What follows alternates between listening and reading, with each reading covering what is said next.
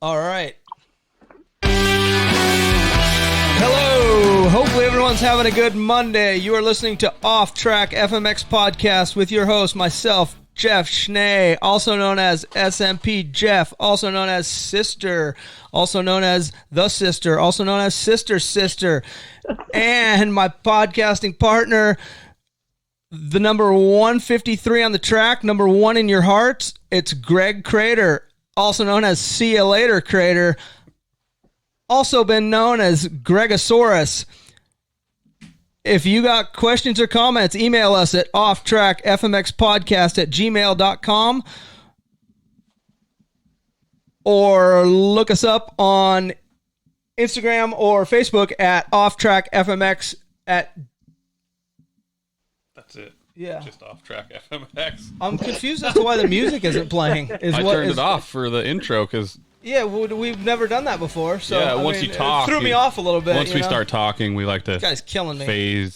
Fade the music out. Well, I mean... Fade it out. There we go. It's over anyway. Yeah. Wow. So our guest tonight... Smooth. ...is another Pacific Northwest guy that has done freestyle shows and some snow bike stuff and everything. His name's Robert Haslam. What's going on, Robert? How are you? Oh, man, just getting sick of this quarantine thing, ready to get back out on the road and start grinding. It is a crazy world right now. That is for sure. That is true. Yeah. What have you been doing? What's the routine over there? Where are you living at? I'm actually out in Ording here in Washington. Okay. Yeah. So not too far. Not too far from us. Yeah, we got a nice little spot out up on the hill here, kind of tucked in the woods away from everything. So at least I've got room to roam right now. You got a little property? A little bit of property, yeah. Nice. Can you ride there? So, yeah, I can ride here. Obviously, you guys know with the weather, it's questionable. But also, winters take a toll on everything, too. So nothing's groomed up right now to even ride. And with not working, I don't necessarily have the fundage right now to do any prep. So I'm just kind of just sitting around trying to do busy work. Yeah. Try to book shows for when we can travel and everything. Dude, yeah. If you can even get anybody to call you back right now. Yeah, seriously. Scared to get it over a phone call. Yeah. I'm going to mask up for this interview because I'm going to rob you two later. Oh, man. Look at me. I look good tonight. I mean, it's a good look. Nobody listening to the show can see you. Well, we may post pictures or something later. You never know. There you go. You never know. All right, Robert. So tell us, you were born, what, 1980? 87. I was going to say 80. Couldn't imagine that was true. Dude, I swear to God, I did some show prep, and I swear to God it said 1980. I mean, maybe that's something to add to the resume. I'd be like... No, he wrote down 87. I wrote down 87. I had to get my show prep out here. He just has a terrible memory, folks. I do have a terrible memory. That is a fact. That is 100%. You got the COVID, don't you? What's that? You got the COVID. You got the COVID. Yes, I affecting do. his brain, not his lungs. Turns out I have everything but the COVID. Actually. Yeah, that meme was actually his results. Yeah. So 87, man. What's that make you now? 32. 32. It's like the youngest guy we've talked to. You know what? I actually knew 87 because I was born in 77. I'm like, oh, he's 10 years younger than me. Yeah. That's quick math. I was doing math. Yeah. Look at you I go. Just took my shoes and socks off real quick and counted some piggies. So 87. When was the first time you started riding? How'd you get into the sport? Oh man, probably like a lot of guys, like the whole cliche, like Christmas time, dirt bike for under the Christmas tree thing. Nice. I don't remember the year. Whenever I was 4 years old, I know that's when it happened, and then just kind of like a lot of guys. That'd be 91. Look at the math that guy does. He's on it. Too bad he can't judge a 75-foot gap. He puts it at about 71. I don't think I got that far. Headwind that day. We'll give him some Yeah, right. We'll I'll take about all that the blame later. for that. We'll get there. Yeah, we'll get there. So this is still young Haslam. 4 years old, riding a what? What was the first bike? PW 50. Nice. Was it brand new or was it used? It was brand new in the day, and it was the era when they were white and pink. Nice. Oh, yeah. Yeah. The Bradshaw I feel like bikes. Binkley had one of those. I'm sure he did. Shocking. Yeah, He had a Yamaha. He bought a Cowie. I know, that's That's crazy. still weird to Dude. me. It is a weird world at this point. Speaking of those PWs, I still can't believe the used market on them and how like a 20-year-old PW will still go for like $800 to $1,000. Yeah, 100%. It's exactly the same as a brand new one. Yeah. Yeah. They seem to hold their value. It's like, Well, it's again. Yeah. There's no new model to wreck the old values. No. That's the Yeah. issue. if you want an investment, I mean, you can get into It's a the pretty safe XR50 mod. Yeah. Dude, actually, I started doing that this last year when I'd be bouncing around like to some of these smaller towns, like doing shows in different states. I'd get on like Craigslist or Marketplace and start looking for P-Dubs or XRs. Well, it's kind of anything died like that. down. Like, yeah, I mean, the 50 game was huge there for. No, he's just talking about resale. Like get them, fix them, sell them. Yeah. Not XR50 modification. Not hoard them. No. Not Hordem. No. No, although right now with everybody stuck at home, you can't find a pit bike like even a Chinese one right now. right. So Yeah. right now would be a good time. They're to all stock. being ridden finally. Yeah, Yeah. Right. that's for sure. Greg, don't you have a couple that are just I in have a some million bikes. pieces? None of them are in a million pieces. All right. They're all at least a rolling chassis. Touche. Strider style. Yeah. So on the Yamaha, where did you ride at tracks? Did you have property? Where were you go? Were you up in Ording at that point too, as a little tyke? No, but same kind of general area. Like I grew up out in Maple Valley. Okay, yeah. Oh, Maple Valley, nice. Today. So, like backyard riding, and then like going camping on the weekends in the summer with the family and stuff like that. And I didn't really start doing a lot more riding until after I got my driver's license, when I was able to pack up and go myself. And even then, I never really raced, which is even kind of another weird aspect as to how I even got into freestyle with not having that background. But just started riding trails in Ravensdale like dang near every weekend as a teenager growing up when I got my license, and was just big into that, and was always that guy that was trying to jump tree roots and logs and everything else, and somehow that spiraled into freestyle. Yeah. Oops. Yeah, right. Big oops. Yeah.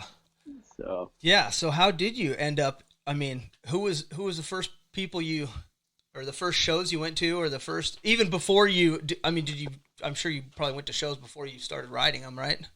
yeah, I mean, I was, I worked at dirt bike shops back in the day, and so you get tickets for things here and there. But I think even before that, like the IFMA circuit was in its heyday, so I Yep. used to go to that and Yep. watch a lot of those guys ride. Which I look back on that stuff these days, and a lot of those guys have retired now, or some of them even are still riding, and a lot of them are friends or mentors now that Yeah. idolized growing up, which is cool. But I met a few guys on this online forum that's not around anymore that just happened to be a big community for freestyle guys. Sister, you might know that Freestyle MTX back in the day. Oh yeah. Yep. And so I met some guys up in Canada, and that kind of got more of the freestyle bug going for me. And there was one guy in particular up in Abbotsford in British Columbia that had a spot to ride. And so I'd gone up there a couple times and started riding, and then also toes back in the day. Yeah. Learned to jump ramps there as well. And from there, those guys kind of helped me get more into it, meet more people. But I didn't really start doing shows until I met Holman. Yeah. And that was kind of a slow process of getting to know him. It's one way to put it. Look at you guys are laughing. Gotta love but Holman. yeah, I mean that. I don't know. I guess somehow I got in touch with him. It might even have been through Lee Collins. Oh yeah. Doing Lee Collins He's from shows this and stuff. side of the state. Yep. And obviously Holman was like really one of the only guys back in the day doing shows in the Northwest. And so I think I had gone and done a show with him. I think it was in Prosser at the Desert Valley Power Sports before they were as big as they were now. And it was Holman and Ryan Hobson riding the show. Oh, Hobson, And yeah. I think Holman had called me and asked if I was up for it, I could come down and basically just ride the show for free, or like, if they wanted to throw a little money at me just to kind of be like a tryout. Yep. And then from there it just kind of snowballed, and I think after that, I did a couple shows for him either that year or early the next year, and then more and more. What year was And that? then- Do you remember? Around? Oh man, I don't know. Facebook hasn't reminded me in a while. I've hit my head too many times.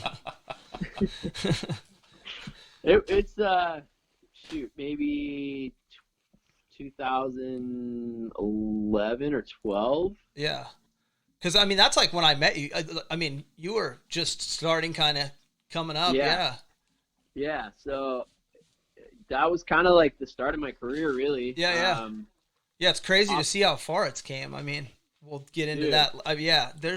You've done a lot of cool stuff. That's debatable.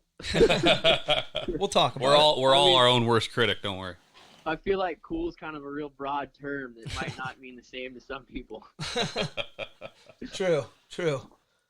So, speaking of. but yeah, I just kind of like it grew from there. Like I rode for Homan for, I want to say 4 or 5 years. So, a lot of my like coming up and really starting to get into freestyle and really ride freestyle. And then obviously with the backflip too, I learned that on my own. And then I think towards the tail end of my career with Homan is when I started actually flipping at shows. And then after I kind of did my own thing and separated away from Homan, I started doing my own stuff. And that's kind of how Jet City FMX in the Northwest was born. Yeah. And like now to this day and age, that's probably like 50% of my income at this point is Jet City. Awesome. And then I still tour around and ride for different promoters and different events kind of around the country and then even the world too. So you just have a couple ramps, couple landings. Do you have a bag landing or? Yeah, so last year I got my hands on an airbag landing. It's not one of the name brand ones, like the bag jump style, but it's one of those Chinese companies, and a couple buddies of mine had ordered them, and they were telling me that the first and second generations out of China were just horrible, and that's a lot of the videos you guys see online where guys land and they literally just get ejected like they hit a trampoline. Yeah. And so I think like the one or two. version that we got our hands on, I'm pretty sure, like I don't know how it wouldn't have been the other way around, but I'm pretty sure they got their hands on a name brand one and reverse engineered it, because it's, aside from like some of the materials maybe not being as bulletproof, Yep. it handles and reacts a lot like the bag jump does, and it's like a massive fraction of the price too. Yeah. And I actually had a sponsor that helped me out with getting it too, so really it didn't cost me a whole lot out of pocket, if anything. And it's already paid for itself 10 times over with the shows I've done, on top of being so much safer. Like I've crashed on these airbags. Like I had a crash last year in Puerto Rico on an airbag. I lost my footing on a knack flip and fell out. Oh boy. And basically separated from the bike, and the bike tagged me a little bit on the landing, but I literally like hit the airbag landing and skipped down to the bottom and ended up still on the bag before I hit the dirt, and sat up and brushed it off and got up and rode the show that night. That's crazy. Yeah, So, that technology is crazy. I mean, sports come a long if way. we had those back in the day when Creator was starting to do shows, life was like I might still be doing it. Yeah. He might still have a bike. Yeah, So- I'm going to post pictures of that at some point soon, too. That still is one of the craziest things that I've ever witnessed in person. And there's like a handful of things I have. That, Where like, was it? Was it in Monroe? No, I it was wasn't like- there. It was in Hermiston. it was Hermiston. It was like the Roundup rodeo thing. Oh, yeah. Great. Yeah. Actually, funny stories. That was the same venue and same event that, I don't remember if it was the year before or the year after, that Ryan Hobson crashed. He got a gust of wind that blew him, pretty much missed the mobile, Oh, and high-sided down into the rodeo ring and broke his pelvis in like 2 places. no thanks. So that venue hasn't been kind to you guys. Right? Oh, man. Yeah, no thanks. Were you doing a double duty at that event, too? Were you trying to race? No, it was a rodeo. Oh, okay. So it was just freestyle and It bulls. was like, it was bowls and whatever, and then they'd pull the ramp in and Yeah. run the show I've for the done those. halftime deal and then pull out. Yep. Yeah, I think if I remember correctly too, I think you were like a super last minute fill-in because we needed a third guy. Right. And I was always a super last last-minute fill-in. That was the only way I showed up. They weren't debating on Twitch or Crater. Right. They weren't like, which guy should who should we call? Should we call? I mean, We need a guy. Yeah. Well, Crater might show up. He likes money. Yeah. Okay. Yeah. He'll do anything. Never put easy money on the title with freestyle. Exactly. Never. Nope. Usually Dance, monkey, backfires. dance. Nope. Okay. How much money we talking? Dude. Yeah. Yeah. Yeah, that's crazy. So you started just doing local shows, just traveling the Pacific Northwest, and then, I mean, you got your business. You bought your business. Or Yeah. started your business, I guess. I mean, it was Jet City's now been around. I think this is. I don't even know if I want to include this year because who knows what's going to happen. But I think this would be the 5th year of Jet City, and it actually, like, I never had any intention of buying a mobile landing or doing that, just because I'd been around it so much and knew just how much of a pain in the butt it was with setup and teardown, and then having to deal with that stuff aside from just riding a bike. Yep. Yeah. And, It's a lot of work. When I got the mobile, it ended up being one of those things where it was the guy wanted to get rid of it, and I jumped it before. A buddy of mine actually owned it, and he didn't have a place to store it anymore, and he was done with freestyle, and he wanted it gone. And so he hit me up, and he's like, "Hey, if you know anybody," and I'm like, or if you're interested, and I said, "Dude, I want nothing to do with one of those things. Those things are death trap, they're horrible."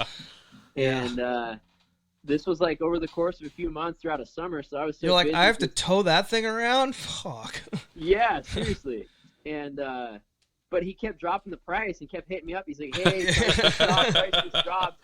And it got to the point where I realized I'm like, I could literally pay this thing off in not even 2 shows if I buy it, and it comes with a brand new takeoff ramp. And I was already going to get a new takeoff ramp, so I'm like, well, I basically get the mobile for $2,500 or something, and then get a free takeoff out of the deal or whatever. Yeah. And so that's how it happened. And then I'm like, we bought it, and I'm like, oh, this is great, this is cool. And then I'm like, oh shit, I'm like, now we have to do this.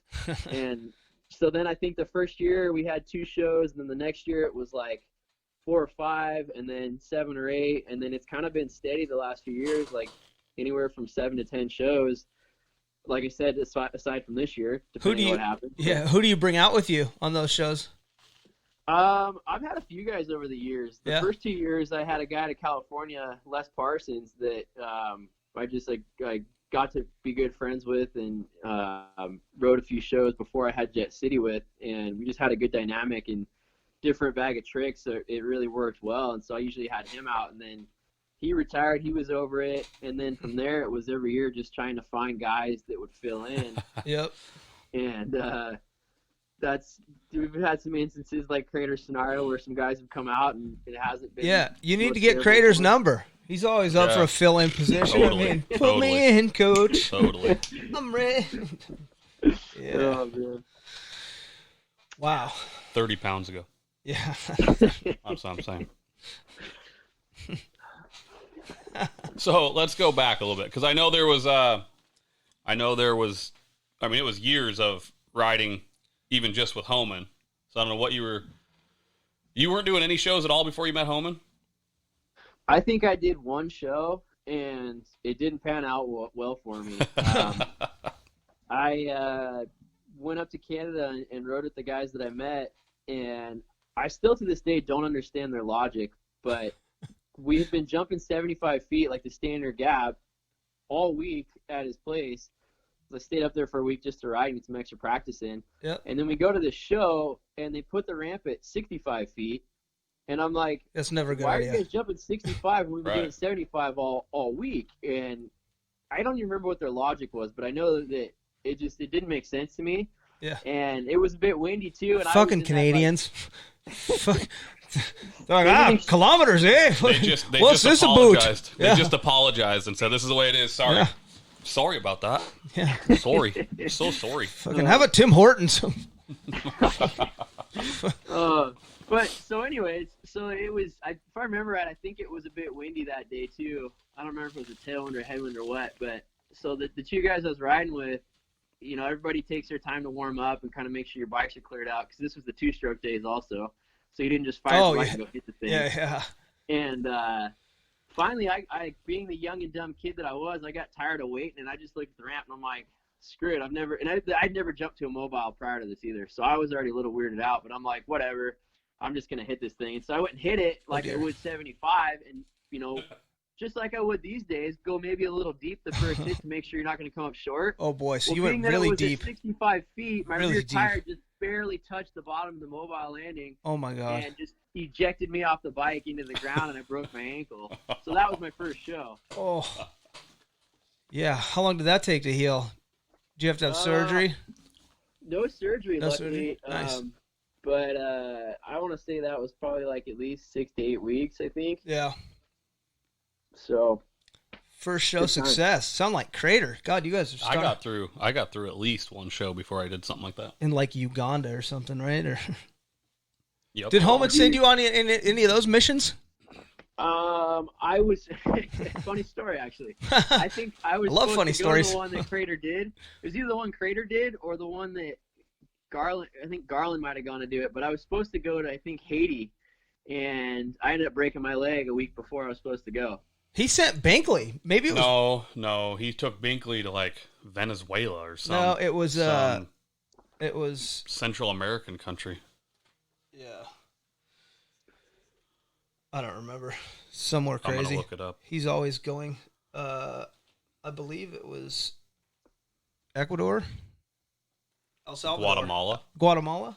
I believe it was Guatemala. We'll just stay across the pond. Yeah. Except you can drive to Guatemala, where Binkley went. Binkley did not drive. I don't think. I don't think Holman made him drive. He went and only race though. Oh yeah. He was teaching kids. Because I was something. supposed to go and I broke my collarbone. I couldn't go. God, you guys are falling like flies. I know. Yeah, dude. Jesus, we got ankles, collarbones. Dude, I'm sitting here like I'm not one to reliving some of talk. this stuff that I haven't thought of in a long time, and I feel like I can feel these injuries aching. We get that a lot from the show, actually. Hey, well, I mean, you have a nice CBD sponsor, don't you? I mean, you need to rub some of that on there.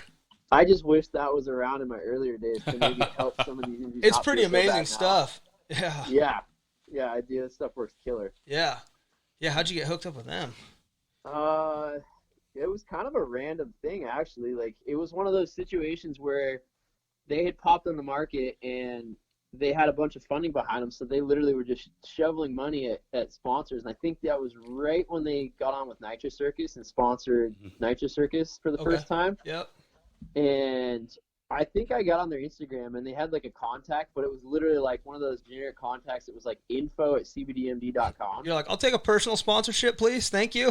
Yeah, so I Cut a emailed check. them and I told them like what I do, send them my marketing deck, and I'd ridden with some of the Nitro guys enough, like the BMX guys and stuff, and some of them were like they're athletes that had just gotten on too, and one of them in particular vouched for me at an event that the gal that was in charge of all the marketing for CBD at the time. Perfect.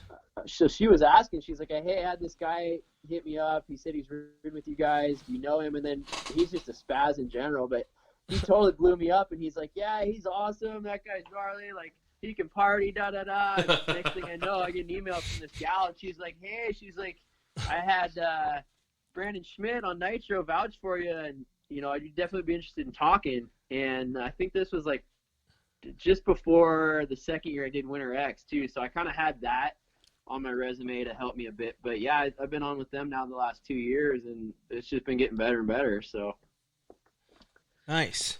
Yeah. It looks like you got a pretty. I mean, you rep them pretty big on your shrouds and your gear. Yeah. So we better jump back. Crater likes jumping back. Well, I like to stay on track. Yeah. Even though it's the off track podcast. I'm a freestyler. I go. Well, that's why it's the off track out of control deal, because Jeff is always off track. Out of control over here. So yeah, where were we? We were. You did one show. Oh, no, there fast. you go. Oh, thought we lost him. You did one show. Broke your ankle up in Canada. Gone. And then what? So Holman calls you after that, and you start doing shows with him. yeah, I think if I remember right, I think that was shortly thereafter. Yeah. What was the first Holman show? Do you remember? We already talked about it. You already forget? Yeah, I did. Desert Valley. I'll listen. Desert Valley I'll Power listen Sports. later. Yep. Desert It was Valley a tryout. College. He didn't really pay him. Maybe they kicked him some money. Yeah. Does that ring a I bell? think I got dinner out of the deal. Nice. Yeah, I think I'm I trying to got think work. what year. Did you ever do any of those, Don't the ask. strip club parking lot ones? No, that that was was before early. my time. That was Okay. early. I heard We- about those though. Yeah. Yeah. So you start doing shows with Homan. Did you become like the guy? I feel like you were the guy. You were at all the shows for a while. Yeah, I would say for maybe at least 3 years of his program, I was his second guy that he'd have, and then obviously if he had a budget for 3 or 4 guys, they Right. would fill in after that. But yeah, I was usually the first guy he'd call at that point for those few years. And were you living down there in Oregon too? So yeah, so we moved to Central Oregon.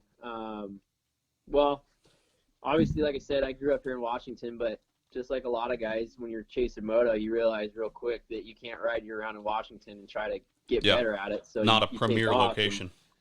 Yeah, and so when I first started riding with Homan, I had moved down to California, but didn't really have a place of residence. I was more or less just couch hopping and living out of a pickup. Looking back now, I'm like, man, I would kill to go back to those days. Where it was so simple. But I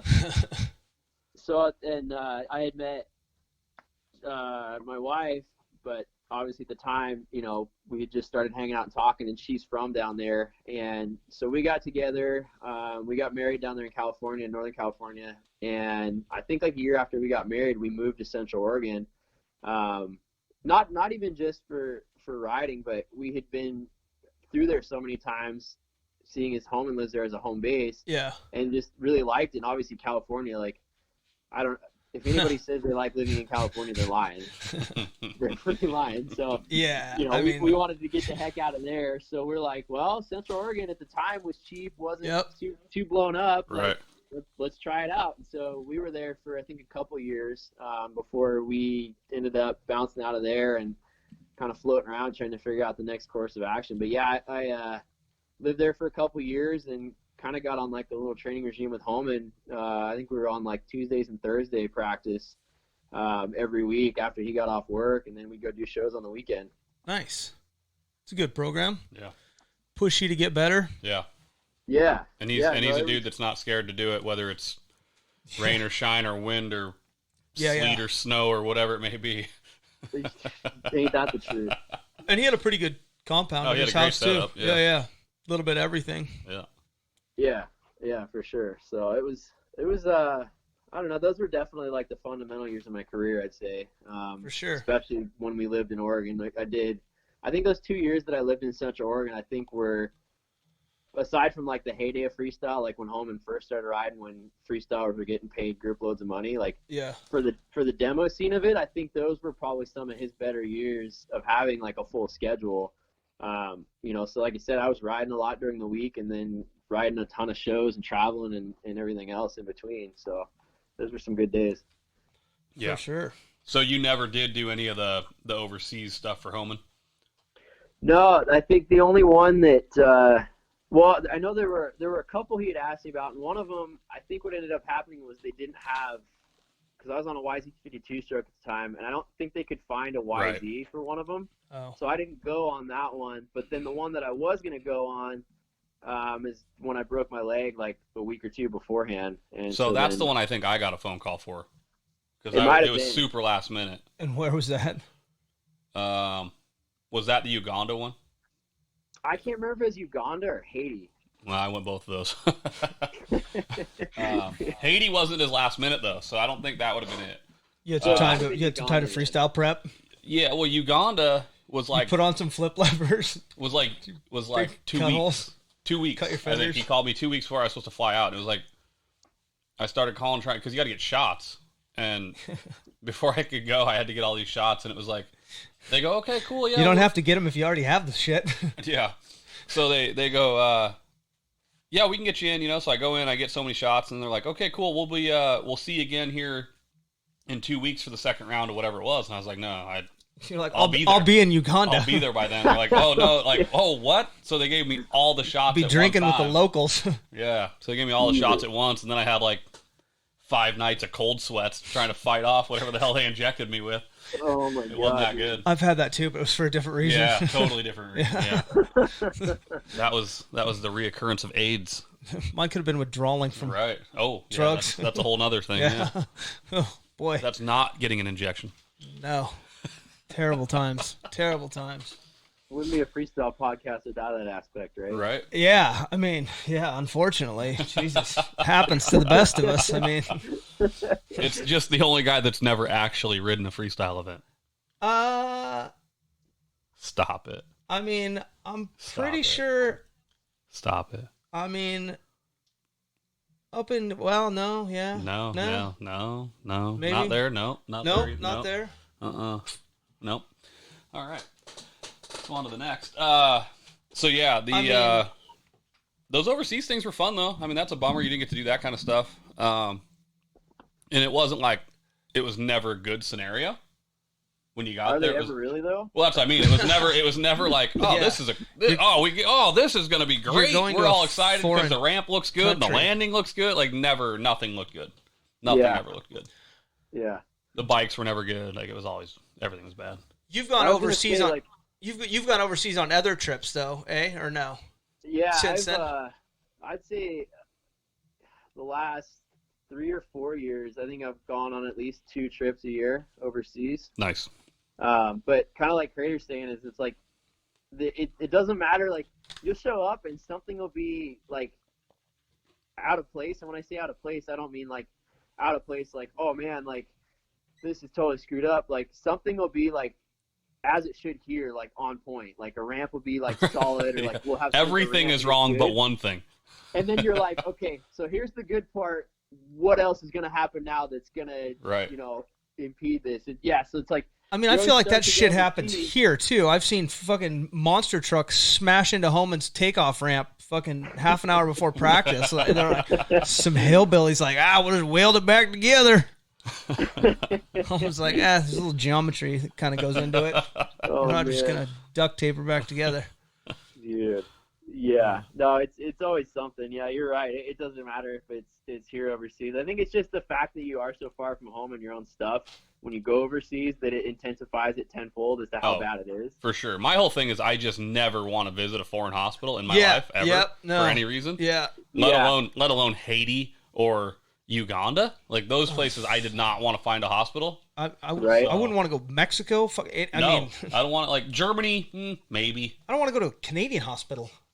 No. I'm good in the States. Yeah. No. I just like Germany looked like a good time though when Siebler like broke his wrist in Germany. They got him super high. Oh, dude, they gave him ketamine, and it was like Oh, ketamine is something like it's a street drug yeah. here, or a horse tranquilizer, I believe. Yeah, I feel like But they use it on humans in Germany. And he started like hallucinating and like he was saying some of the funniest shit. on but- one. Oh, it was a good time. He thought he was like in a spaceship or something. Like Crater on Ambien. We were in a like brick or like a cement room in the bottom of a stadium. I want to say in the Olympic Stadium. In Where were you at? You were Germany? yeah, we were in Okay. Germany. Who was it? You, Siebel, and who else? Ross Johnson. Nice. But so, he's like looking around at stuff, and there's literally a computer on this rolling cart, a bed, and nothing else in this room, and it's all painted white. That's And frightening. he's like talking about how like high tech the room is, and like all the, and then like this is the craziest room I've ever seen in my life. And it was like, bro, there is nothing in here. Yeah, this literally. is the least high tech room you've ever been injured in. Okay, like this is not where you want to be right now. But he They was probably do that on purpose because if there was stuff in there, you'd be like going down the rabbit hole in Alice Right? in Wonderland. Dude, he was on his way. He thought he was in a goddamn spaceship by the time we were done. He was Oh, freaking man. out. It was a good time. So Wow. Germany, maybe the ketamine would be worthwhile. That's all Yeah. I'm saying. Looks like a good time. Oh man, yeah, that's definitely I think on everybody's mind. Like when you go overseas in a sport, especially like ours, that has the risk of getting hurt Yeah. on a good day. Yeah, but I mean, like Like- you're talking like other athletes that do these things. These are like Olympic athletes. These are like they have their own doctors and they have their own staff. Like we don't have that. Right. We don't get the Right. asterisk mobile medical guys with us all the time. Like that ain't how this shit goes down. Right? Yeah, totally. So, Yeah, visiting a hospital foreign land would be bad. Have you? Obviously, you haven't had to do that. No, just in Canada, and I spent enough time up there that. Did that cost you a bunch of money? It ended up being like almost a year-long fight with them between like insurance here in the States, trying to negotiate with them and how their things worked. They tried to basically tell me that like at some point, like if I didn't at least pay something on it, they were going to bar me from the country for a certain amount of time and da da da da. And it ended up all working out, but I don't know, like Crater, if you've ever been in a hospital up there or not, but like no. Obviously their healthcare is a lot different than ours, where not all the hospitals have all the high-tech stuff. So I crashed in a small town, and they didn't have a CT machine or anything like that in that hospital, so I had to take an ambulance to the next town over where they had all that. Well, I got hit with like two ambulance bills out of that. One going from the event to the little hospital in Little Town, and it was like $560. Right. And then had to get transported by ambulance because I was loopy and not knowing what was going on from that next hospital to the other one. So I got hit with like $1,200 in ambulance bills on top of everything else. What'd you injure? Dude, that was what's crazy is I didn't break anything. I got knocked out. Like, it's the first time I've ever been knocked out. Yeah. And I'm glad I did because it was a mobile show on asphalt. And I'm still kind of pissed about it. This is where you OJ'd and landed, like just caught your rear wheel? No, this is a different time. Oh, okay. All right. No, this was... that was the Canadian show. That's what he's talking about, Canada. That's why I thought maybe that was it. The one I broke my ankle at. Oh, that was an ankle. You're right. You said that. I hung out at that one like the rest of the day and just kept icing my ankle because it was such a low break. I didn't know it was broken, so I was walking on it. And I had my Toyota pickup at the time that was a stick shift, and so I drove the 3 hours there home. Yep. And I got just across the border, like 30 minutes in the drive, and pretty much collapsed out of the truck when I had to get fuel because I couldn't walk. And I'm like, all right, something's definitely wrong. I guess I'm going to Bellingham. yeah, pretty much. Yeah. Yep. No, this one, it was the last time I ever did a McMets on a dirt bike, and it was windy. And so I went to do the McMets, and we had a crosswind that hit me based on what I heard. And then so the bike basically, like, the bike's pretty much blew sideways. So when I went to go swipe for the handlebars, one hand got the one grip and the other one didn't. And that was the last thing I remember. Yep. So. Out cold. I guess I slid across the asphalt on my brand new helmet. Damn it. Wasn't brand new anymore. No. First and only time I ever wore it for 6 jumps, I think. Yeah. What helmets do you wear? This day and age, I'm wearing the new Fly, the Formula. Nice. Do you like it? Dude, they are probably like the most badass helmet I've ever worn. And I've worn Shoeis and Arise and all that stuff, but these ones, like, they're crazy. Like the rayon technology they have in them, because it's like a dense, like closed cell, like different kind of foam. It like deadens the sound. So like the first week that I rode with one, it freaked me out because I couldn't hear my bike hardly. Like I couldn't tell where I was at in the power jumping the ramp. Wow. And like, so I didn't ride freestyle on it for a week, and I had shows at that time that I had to go do, and I was like tripping out. But that's the helmet I was in this past X Games when I crashed on the snow bike too. Man, I feel like this whole podcast keeps going back to my crashes. I don't know if I like this. It's just crash after crash. I mean, I do have a lot of those. We can talk about some of those. So all right, so let's get back on track again. You're doing shows for Homan. I mean, how long did you do shows? You said 3 years. So when did you stop doing shows for Homan? When did you move north? Oh man, that was probably. Actually, we were just doing our taxes the other day, so I was looking at the business. I think we formed Jet City in 2015, and I think I stopped doing shows for Homan in 2014. I think I might have done like 1 or 2 that year, and then I kind of just went out on my own and started riding for different promoters around the area. Lee Collins or something, yeah. I don't even know if I've done any Lee stuff since way back in the day, really. He hasn't been doing a lot of stuff locally aside from like Redmond Arena Cross in Oregon, but he usually has. Is he still doing? Is he the one doing that? Yeah, but I mean, I feel like I was there for a few years going to the Redmond races, and like he wasn't. I don't remember it being a freestyle show anymore for a while. And even Pasco, I think he still was doing them, but I don't know. I think he started doing freestyle with his monster truck gig down there, though. Oh, I think that he makes didn't want sense. to double dip because I feel like Idaho loves him. Yeah, Idaho's always got freestyle. yeah, but I think Homan pretty much owns that show. Yeah. He's got those Coeur d'Alene shows. Sewed up. All the Sean McAllister stuff. Yeah. Well, not Kalispell because he doesn't run. I don't think he does freestyle in Kalispell. The roof's too low. Would be my guess because I've almost I've gotten close to hitting those with just the regular moto, like the arena cross track. I'm trying to remember Kalispell. Kalispell, that's where you got mounted by the YZ250. Yeah. Yes. Where the YZ250 raped you. Dude, I got some amateur, some guy that was not. He was like beginner or junior class. Not very talented on a dirt bike. He was falling off the back, and like in second, third, I don't know. He was second gear, wide open, looping out, and just didn't. I'm packing Crater's gate. I have my head down. He's bent over, facing away from the bike, and the bike is looping out into the starting gate, and just like put the skid plate into Jeff's hip. Yeah, bent over, packing a gate.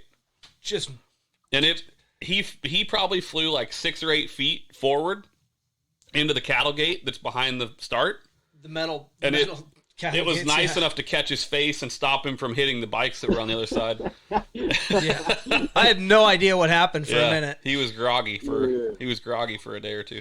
Yeah, that was ugly. That's Kalispell though. I didn't know if I said something like Tyson here. I have no idea what happened.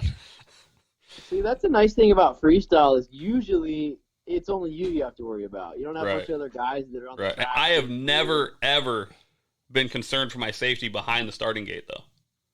But that day I got to see that coming. Yeah. And like there was no, like I went to slap him and there's nothing I could do. Like even if I slap him, he's gonna look up at me. Like ain't shit gonna change. Yeah, exactly. He's gonna think I did it. It was happening fast. Yeah, that's all I remember. But it was so funny because even like Ty Lacey was next to me, and he thought because my bike fell and shit, like he thought that I just dropped my bike for no fucking reason. Like just dropped it on him on the gate. I'm like, no, dude. Like look over here. My front number plate's ripped off and shit's bent. I'm like. Yeah, I'm on the main, like I'm on the line for the main event, the 450 main for the night, and I'm talk to that asshole over there. This guy just like I'm like I need time. I need to go fix my bike. This is bad, and my mechanic's unconscious under the fence. Didn't he like pick his bike up and then do it again, kind of too, or so? Or was the throttle stuck? The throttle was stuck, and he did the like. He went to pick it up, and it did the big Brody like just spun out from my like. So I walked over. Just leave it alone, bro. Over and just held the kill switch and just looked at him, shaking my head like. Dude, you got to be fucking joking. Give it up. Get the fuck. Just walk away. Somebody will get your bike for you. And then the guy felt really bad, and he came up. I was like sitting in the back of the ambulance, and I was motherfucking him. I didn't know who he was. I guess he's like motherfucking the poor guy. He's like fucking idiot. He's like 5 feet away from me, and I'm just like this fucking asshole. And then he worst goes, rider. The guy goes, oh, he's like, that was me. Oh, that was me. Sorry, man. I feel bad. My bad. Dude. But so that's Kalispell. But yeah. But so yeah, I mean, so let's say 2015, you're trying to go out on your own now. And, yeah, I think that was probably about the time frame. Okay, so then you start doing that. Obviously, you're not gonna be booked with shows every day. Doing it on your own, you got to start fresh and find your own contacts. And who are these top secret Canadians that you started with? Can we get names on these people, or I mean, I feel like we haven't fucking brought their names up. It's not Ian Pavlok, is it? You know that guy? No, I don't know him. Never met the guy. He's kind of older. Like, yeah. I don't know what he's doing these days. He's probably like Holman's age. Sister, you might even know the Insane FMX crew up there in Abbotsford. Dennis Saunier. Name sounds a little familiar, but. So I might be thinking of someone else. He was big on that forum back in the day for like the Northwest scene. I mean, obviously, cause there wasn't really a whole lot of guys around here. But he did stuff with and he's the one I bought the mobile from. Oh, nice. So he built that thing. He's a welder by trade. He doesn't ride anymore, but he had done a few tours with it years and years before I bought it. And so the thing literally just sat. But he he had a compound up there we used to ride at, and between him kind of being like a mutual link, that's how I met some other guys on the eastern side over near Kelowna and all that. That would be Kyle DeMello and a few other guys up there. Is that Camp H? Yeah, that's the Camp H crew as it's known today. And yeah, that I'd say more than anything, like Holman got me into like the show scene. Yep. But Dennis more so got me into like I think freestyle more collectively as a whole. Because shoot, man, Camp H over the years has literally evolved from, you know, a sketchy like mulch pile, skinny little landing with one ramp to now it's like probably honestly one of the best places you could ride a dirt bike, like in the U.S. or in North America for sure, if not the world, with everything that's up there. And like I've been fortunate to have that as a training tool all these years to get where I'm at now. How long have you been going up there to that Camp H? Pretty much since, God, I'm trying to think dates right now. I wish I had like a timeline in front of me. Dude, trust me, my memory is the worst. I would say, honestly, probably like 2011 was the first year I went up there. Yeah. And that's in it back then, like I said, it was nothing special. I mean, there were no big dirt landings that were safe. It was literally like they pushed up. No fancy hotels and limousines or nothing? Definitely not. No? Definitely not, no. You weren't flying in and out or nothing? The helicopter? None of that. Boo. So. What city or province or whatever the hell they call those things up there is it in? British Columbia. It's up in BC, yeah? Yeah, it's still BC. How far a drive is it from Ording? It's literally from my doorstep. It's 6 hours. That's not too bad. Just over 300 miles or something like that. But you can't just go straight shot. I mean, you got to go up. You guys know over I-90 through Wenatchee, all that good stuff. So yeah. Well, then you have to sneak across the border. I mean, you got to cut through somebody's field or something, just about 90 miles an hour. Right. In the F-250, 350. Yep. You sound like you speak from experience. Yeah. I've been up to Canada once or twice. Yeah. Hypothetically speaking. Mm-hmm. Yeah. It's all just allegedly. Allegedly. Oh, did you ever do any of the shows at like that BC place, or was that before your time too? I haven't done a whole lot of shows up there. I've had a lot of stuff down here, like the Homan era. I'll just start calling it that since it's easier. But like the Homan era, those like 4 or 5 years were when I really started going to Camp H a lot more. Because I mean, it's just like the west side or the east side of the state here, like where they're over the mountains. So even in the wintertime, usually you can ride at least until the snow hits and kind of buries you in. So I'd go over there, you know, like early season, late season, and still be able to ride. But then come summertime, spring, summer, I'd be on the road traveling around with Holman doing stuff. Yeah, I mean, aside from the 2 shows that I didn't complete where I crashed, I've maybe only done like 3 or 4 other shows up there that I've actually been able to like get through whole in one piece. Yeah, it is a rough sport. Yeah, so that's for sure.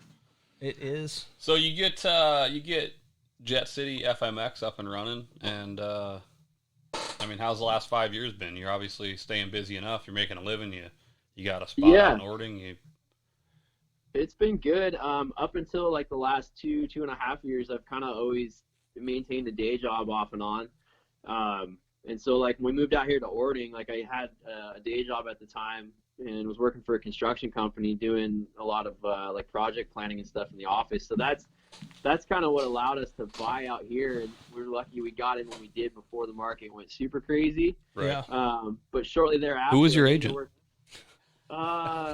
We have some friends in Maple Valley. They're I know where you're going with this. Yeah. I know an agent in Maple Valley too. I know a guy. Dude, I've had a couple agents stop by here because there's been people that have started looking out this way. Obviously, oh yeah, it's cheaper for property. And be like, yeah, if you guys are ever looking to sell, we're like, not right now. No, place for gold mine. That's right. You got to let it appreciate. So, but yeah, we've been here now for 5 years, and this will be going on year 3 of being full time into freestyle. Because with Jet City, like the last 2 years, it got to the point where I was working a day job and was working long hours and literally was exhausting myself for probably like 4 or 5 months out of the year, like working all week, taking off early on Fridays just to get in the car and drive all night to get to an event Saturday, Sunday.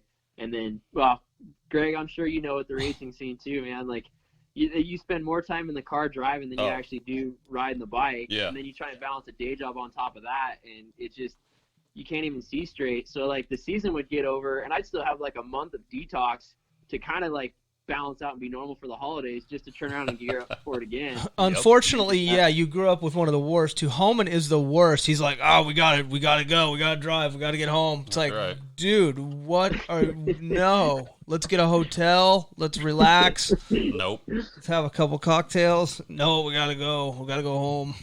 Gotta go home. Fuck. I gotta be at work Monday morning. Yeah, it's only 20 hours away. We can be there by, fuck, yeah, 20 hours. That quality, unfortunately, kind of rubbed off on me. I've done that man, way more than I like to shit. Like, well, and the problem is, unless you catch a break and you have somebody paying for the stuff and doing, like, it's the only way to make it work. Yeah, unfortunately. Oh yeah, that's why you got to get the promoter to get the hotel. No, beyond that, I mean, you got to have Monster paying for stuff. You got to have somebody doing something. You know what I mean? To where your living isn't reliant on every penny being, placed right where it needs to be and done right. Because that's the problem is when shit goes sideways and you can't be right where you need to be at that moment, it costs you money. Yeah. Right. So, well, and as you know too, like the scene these days, like I'd even say like the last 8 to 10 years isn't what it used to be for the moto industry as a whole. So sponsors aren't paying those wages anymore. No, not at all. So it's like, if you're lucky enough to get a paying sponsor, it's still not enough to live off of, at least not in this area. Maybe if you live in like a smaller community, it's a little more bearable. Yeah, but, not in the Pacific Northwest. If you lived in Ohio and you were a Quaker. We heard some insane figures from Scrapies the other day. Oh, God, we heard some big numbers. when he, things were when good, he was things in the were heyday, good. yeah. Wow. I've heard stories too, and I just shake my head. I'm like, how are all these guys broke then? They really partied that much back in the day? They did. That's what drugs do. It was like free money, though. It was like never going to end, right? It was only growing. You know what I'm saying? Like it was only going to go up. And then, unfortunately, and then it does run out. Yeah. Yeah, I've heard plenty of guys that I've ridden with, Homan included, that have said like back in the day, like when flipping was new and there were only a handful of guys doing it, you get 20, 30 grand a weekend to go do 1 or 2 backflips. Yeah. Right. Yeah. And I'm like, are you freaking kidding me? Like, let me go do 2 of those shows and I'll sit the rest of the year and do nothing. Right. I can live on that. Yeah. Yeah, totally. Now, greed runs its course, though. Everybody wants more, right? I gotta learn to flip. It's never enough. No. Oh, yeah. So, it's we've made it work the last 2 years, but like I was starting to say, is it got to the point where we just didn't have the time. So it was like Jet City started suffering and wasn't growing anymore because we didn't have more time to invest in it. And I was making good money and in a good position to continue like growing with the company I was at, because it was a construction company. A buddy I went to high school with started it, and now the company's just blown up. It's huge. Like it's quadrupled in size. They've got gnarly big projects. So, they might have just had to lay some people off. Yeah, right. I've seen that too. And I'm like, well, at least I'm not just in this position by myself. Like, it still sucks, but like everybody's kind of in the same boat right now. Right. And so we pretty much just, me and the wife sat down one day and we said, well, either we bite the bullet, take a big pay cut and try to make this grow more and see what happens, or, kind of live with that regret factor forever and wonder what could have been. And so, like I said, the last almost 3 years now, we've been making it work. I mean, we're not balling in the dough, like, by any means, like everybody probably thinks. You don't have a Bentley? You don't have a Bentley? It's in the shop right now. Okay. Yeah. Good. But we're also super smart with our spending, and like, we dump so much of the money back into the business and keeping dirt bikes going, but it's a lifestyle too. So I mean, it all kind of intertwines, and we kind of figure at this point we'll just keep doing it as long as we can, as long as we're still having fun with it, and then there's always going to be a day job waiting, when the time comes. So yep. just keep Unfortunately, doing that's true. What bikes are you riding these days? Did I see you're on yellow? it. That was very short-lived. God, thank you. I- Phew. I was gonna like say. I mean, Those are kind of the dark ages of my career, I like to think. Like, I wasn't even on that thing for a year, and it was one of those situations where a buddy called me up. He was in California at the time and owned a small bike shop, so he got it in as a trade, and it wasn't even a year old, and it was super clean. Like one of those things, those deals that you like to find where like guy bought it, scared himself, put it away in the garage, like that whole thing. Mm-hmm. And he was like, dude, he's like, I'll sell it to you. I know you're looking for a new bike this year, and at the time I was on Hondas.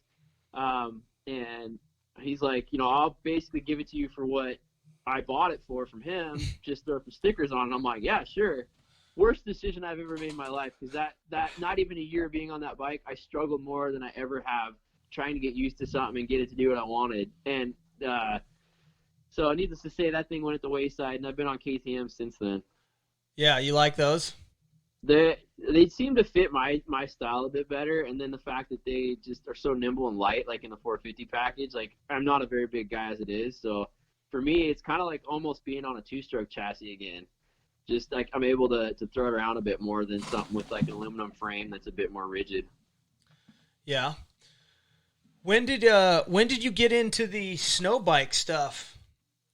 So that would have been, I guess, holiday season 2017 was the inaugural winter for Snowbike Freestyle to make its debut at X Games.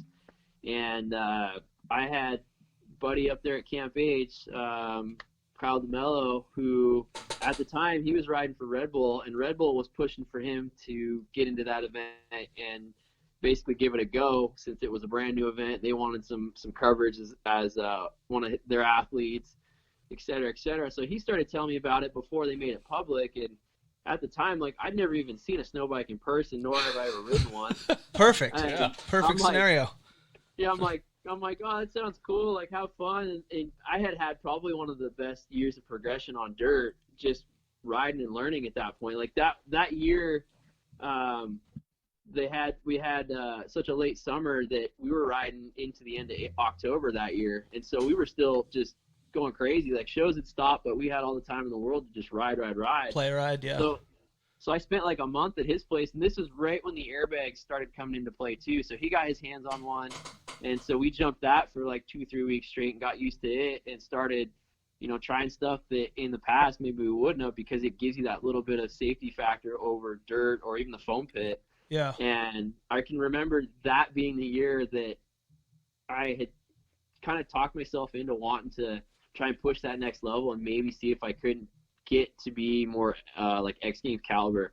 And so I was at that point like trying to do double flips on a dirt bike and trying to learn some other gnarly stuff. And then he started telling me about the snow bike thing, and that year we just kind of ran out of time for moto, and I was so jonesed up and just like not ready to be down on a bike that ultimately I kind of pushed myself into doing the snow bike thing just to like keep the adrenaline going.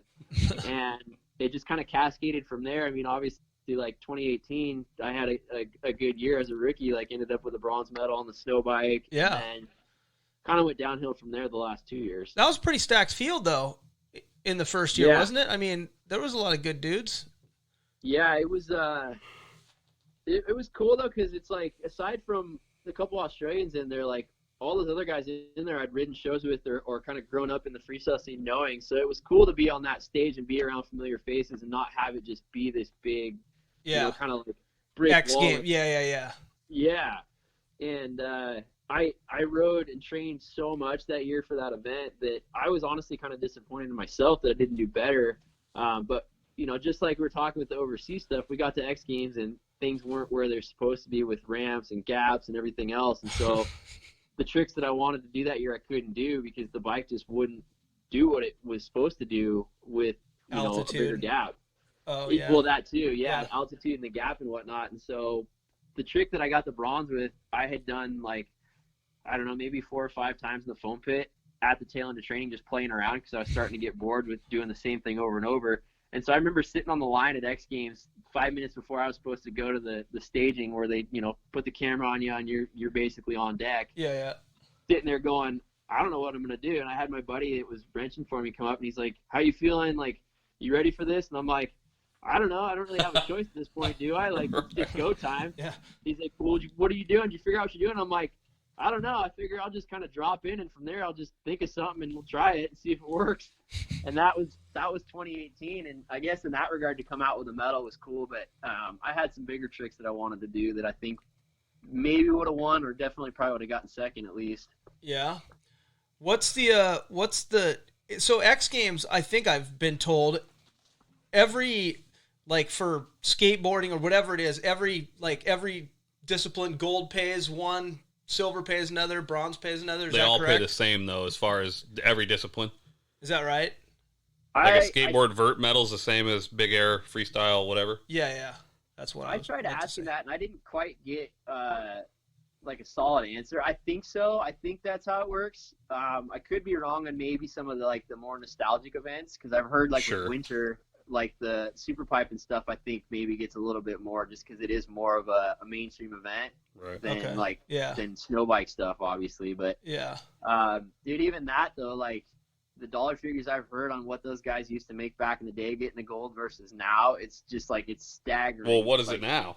Yeah, what was it then? What is it now? I don't know. I think gold these days, at least for Winter X Games, is $18,000, which it's still a lot of money. But you think about all the time and effort you put into it, and the snow bikes by themselves aren't cheap. So by the time you get done with it, you're like, cool. Like I could have probably still made more working for the month that I spent training at a day job. Right.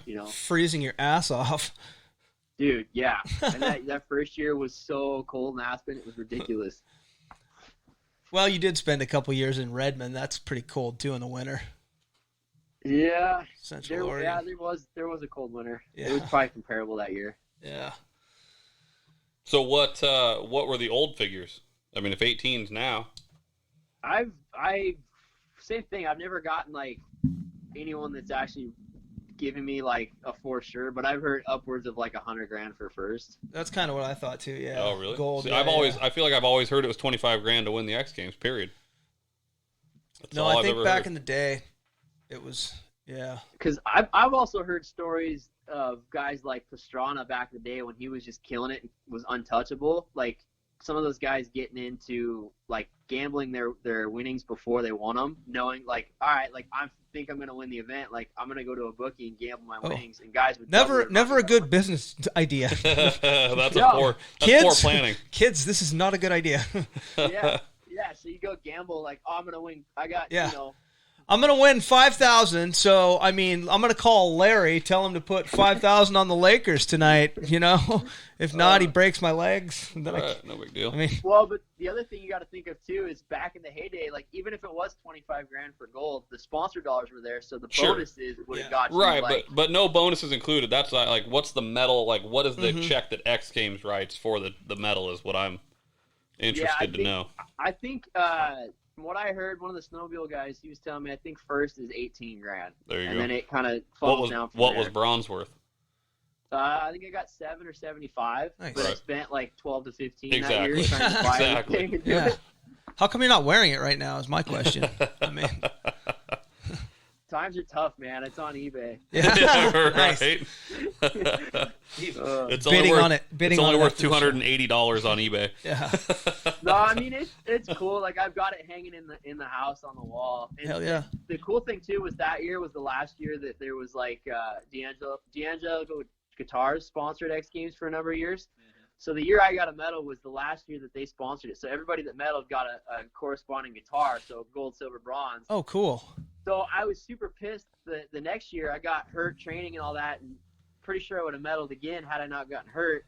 But once I saw everybody on the podium and realized that they weren't getting guitars, it was like, I was like, fine, screw it. I don't care. You guys can have your medals. I got my guitar last year. Yeah. Last year was way cooler than this year. Now look at where still we're at, can't play it. 2020. What are you drinking there? Shit show. That root beer? No, it's one of these. Oh, hey, all right. that's another. I got this question on my list. We might as well talk about it now. How the hell did you get hooked up with the men's room and the Red Fest and all that? You've been doing that a few Oh, you've years, done huh? that show. That's I forgot about big. that. That's a big Pretty big deal, pretty big party. Yeah, so I was super bummed last year they didn't have us. They decided to change some stuff up, but then it ended up raining, so I didn't feel too bad. I thought you were there last year. No, we were there Man, 2 years prior. Yeah, okay. And that was the same thing, kind of like the CBD deal. It was like I basically shot an email to their marketing department, and they wrote me back, and then I got transferred to someone else that dealt more with KISW because KISW. Fucking Haslam's out here shooting shots, dude. Just sending random emails. He's fucking getting it. Hey, man. I love it, dude. The grind. the powers of 10, man. You put 10 no's out there. You put 10 options out there. You get 9 no's, 1 yes. That's good, man. Exactly. Jesus. That's all you need Not is 1 this yes. year, though. No, yeah, maybe not this year. 2020's got a different idea. But yeah, so it was totally random, and I mean, it doesn't sound that random to me. It sounds like you're actually out doing it. Yeah. That's not random. Putting in the work isn't random. That's called making your own success, man. I figured, I'm like, out of all the events I reach out to, like most of them are like fairs or different things like that. I'm like, this will be the one event that I really want to do that I won't hear back from and I'll be bummed on. Right. And it ended up being the opposite, to where it was like one of the events that actually wrote me back right away and was like, yeah, this sounds cool. Let's talk about it. And then it morphed into happening. And another funny story is that my buddy that rode with me the first year, he flat out told me, he's like, you cannot hire anybody else for the next year if you get that show. He's like, I don't care if I never do another show for you, but I have to do that one. Because who was that? It's my buddy Jared out of Arizona. Okay. And he's solid. Like these days, he's pretty much my go-to guy because he's one of those guys that doesn't complain. He shows up, he rides, he doesn't care. Like if it's windy, he'll still ride. That's because he lives in Arizona, and you wouldn't get to ride if you had to wait till it wasn't windy. Right. But that event, like I kind of in the same boat. If once my freestyle career is done, especially with the airbags, like that's the one event like I could do perpetually and be stoked on, because it is hands down the craziest event that I've ever done in my life. Like it's just like when freestyle motocross is the most normal thing there's something wrong with the event. What event is this? The men's room. Oh, okay. The Red Fest. Yeah. Red Festival. Yeah, how many years did you do it? We did it 2 years in a row. 2 years in a row? 17, 18 then? Was it in the same place, or did they move locations one year? No, it was the same place, but the reason that they wrote me back is the first year we did it, they switched from doing it in Seattle to Enumclaw Expo, so they had the room and the space to fill. Okay. Speaking of room, did you ever do any of those? Holman jumped at a rave in Seattle, downtown Seattle, like a rave in a warehouse. Yeah, I didn't know dude, that. Sketchy. Like, that's sketchy. In the dark? Yes. Like, I mean, lights, kids walking, like high. I mean, ecstasy. Yeah, it was insanity. I'm like, this is probably not the best idea, but I mean, that's probably a good paycheck. I mean, sure, money's about money. The money. That's right. No, I was never a part of that one. I did get to do Mr. Dizzy's Crash Factory though. You were there for that one. Oh yeah, we were there for that. I got to watch. That was the second dent that got put in that ramp. Couple Mr. Dizzy's, dude. Yeah, it was, wasn't it? Yeah, bro. Mike Jones. I'm sure this is. Oh yeah, that is from the event right there. Yeah, buddy. Oh, these are both. That's funny. I think that photo just popped up on Facebook or something not too long ago. Really? I've still got that jersey somewhere in a box. I mean, you should. It should be hanging on the wall. It should be right next to the bronze. What's that say on it? Sister. I signed his jersey for him. How's that? Is it like that? Oh, there it is. Yeah. There you go. I see it now. It's possible I had a soda pop or two in me. 1 or 2. What are you, like 7 years old in this picture? Dude, I think I just turned 8. That's Darren. That ain't me. Where's you? Who is that? No, that? there's Darren. That is me. You. Dude, he just didn't recognize himself. Like, that ain't me. Wow. That guy's too skinny to be me. Yeah. I mean, that's funny because I must have just got back Crater's from Germany. Like molesting you. I'm wearing a Mauritian shirt. You've got your shirt off. He's hugged up on you, and he's like, he's trying to say it's not him. Jeff's over here going, hey guys, scoot closer together, get in the frame. Scoot closer, guys, touch each other. Yeah, he's like, that's not me. I got my arm around McClintock. That's my man. That doesn't surprise me at all. Well, McClintock. God. What's that guy doing these days, Haslam? You talk to him? Dude, I don't think I've seen or talked to that guy since that event. No. Actually. You know what? It's probably better that way. The other guy that was at that event is actually doing pretty good. That Bobby Lee. Do you remember him? He's doing really good. Bobby Lee.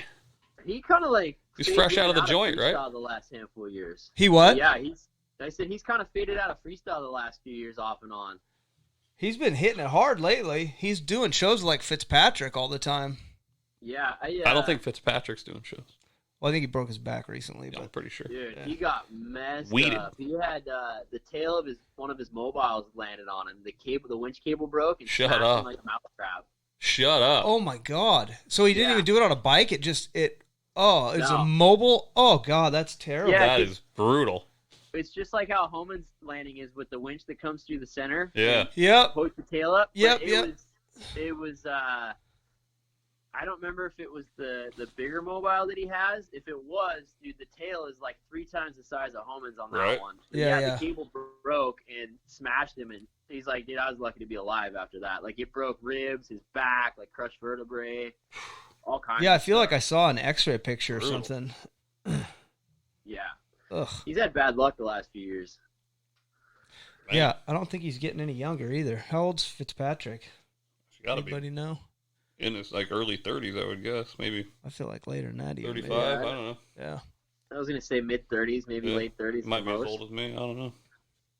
He's not as old as you though, Jeff. Definitely not as old as me. No. Nor as sexy.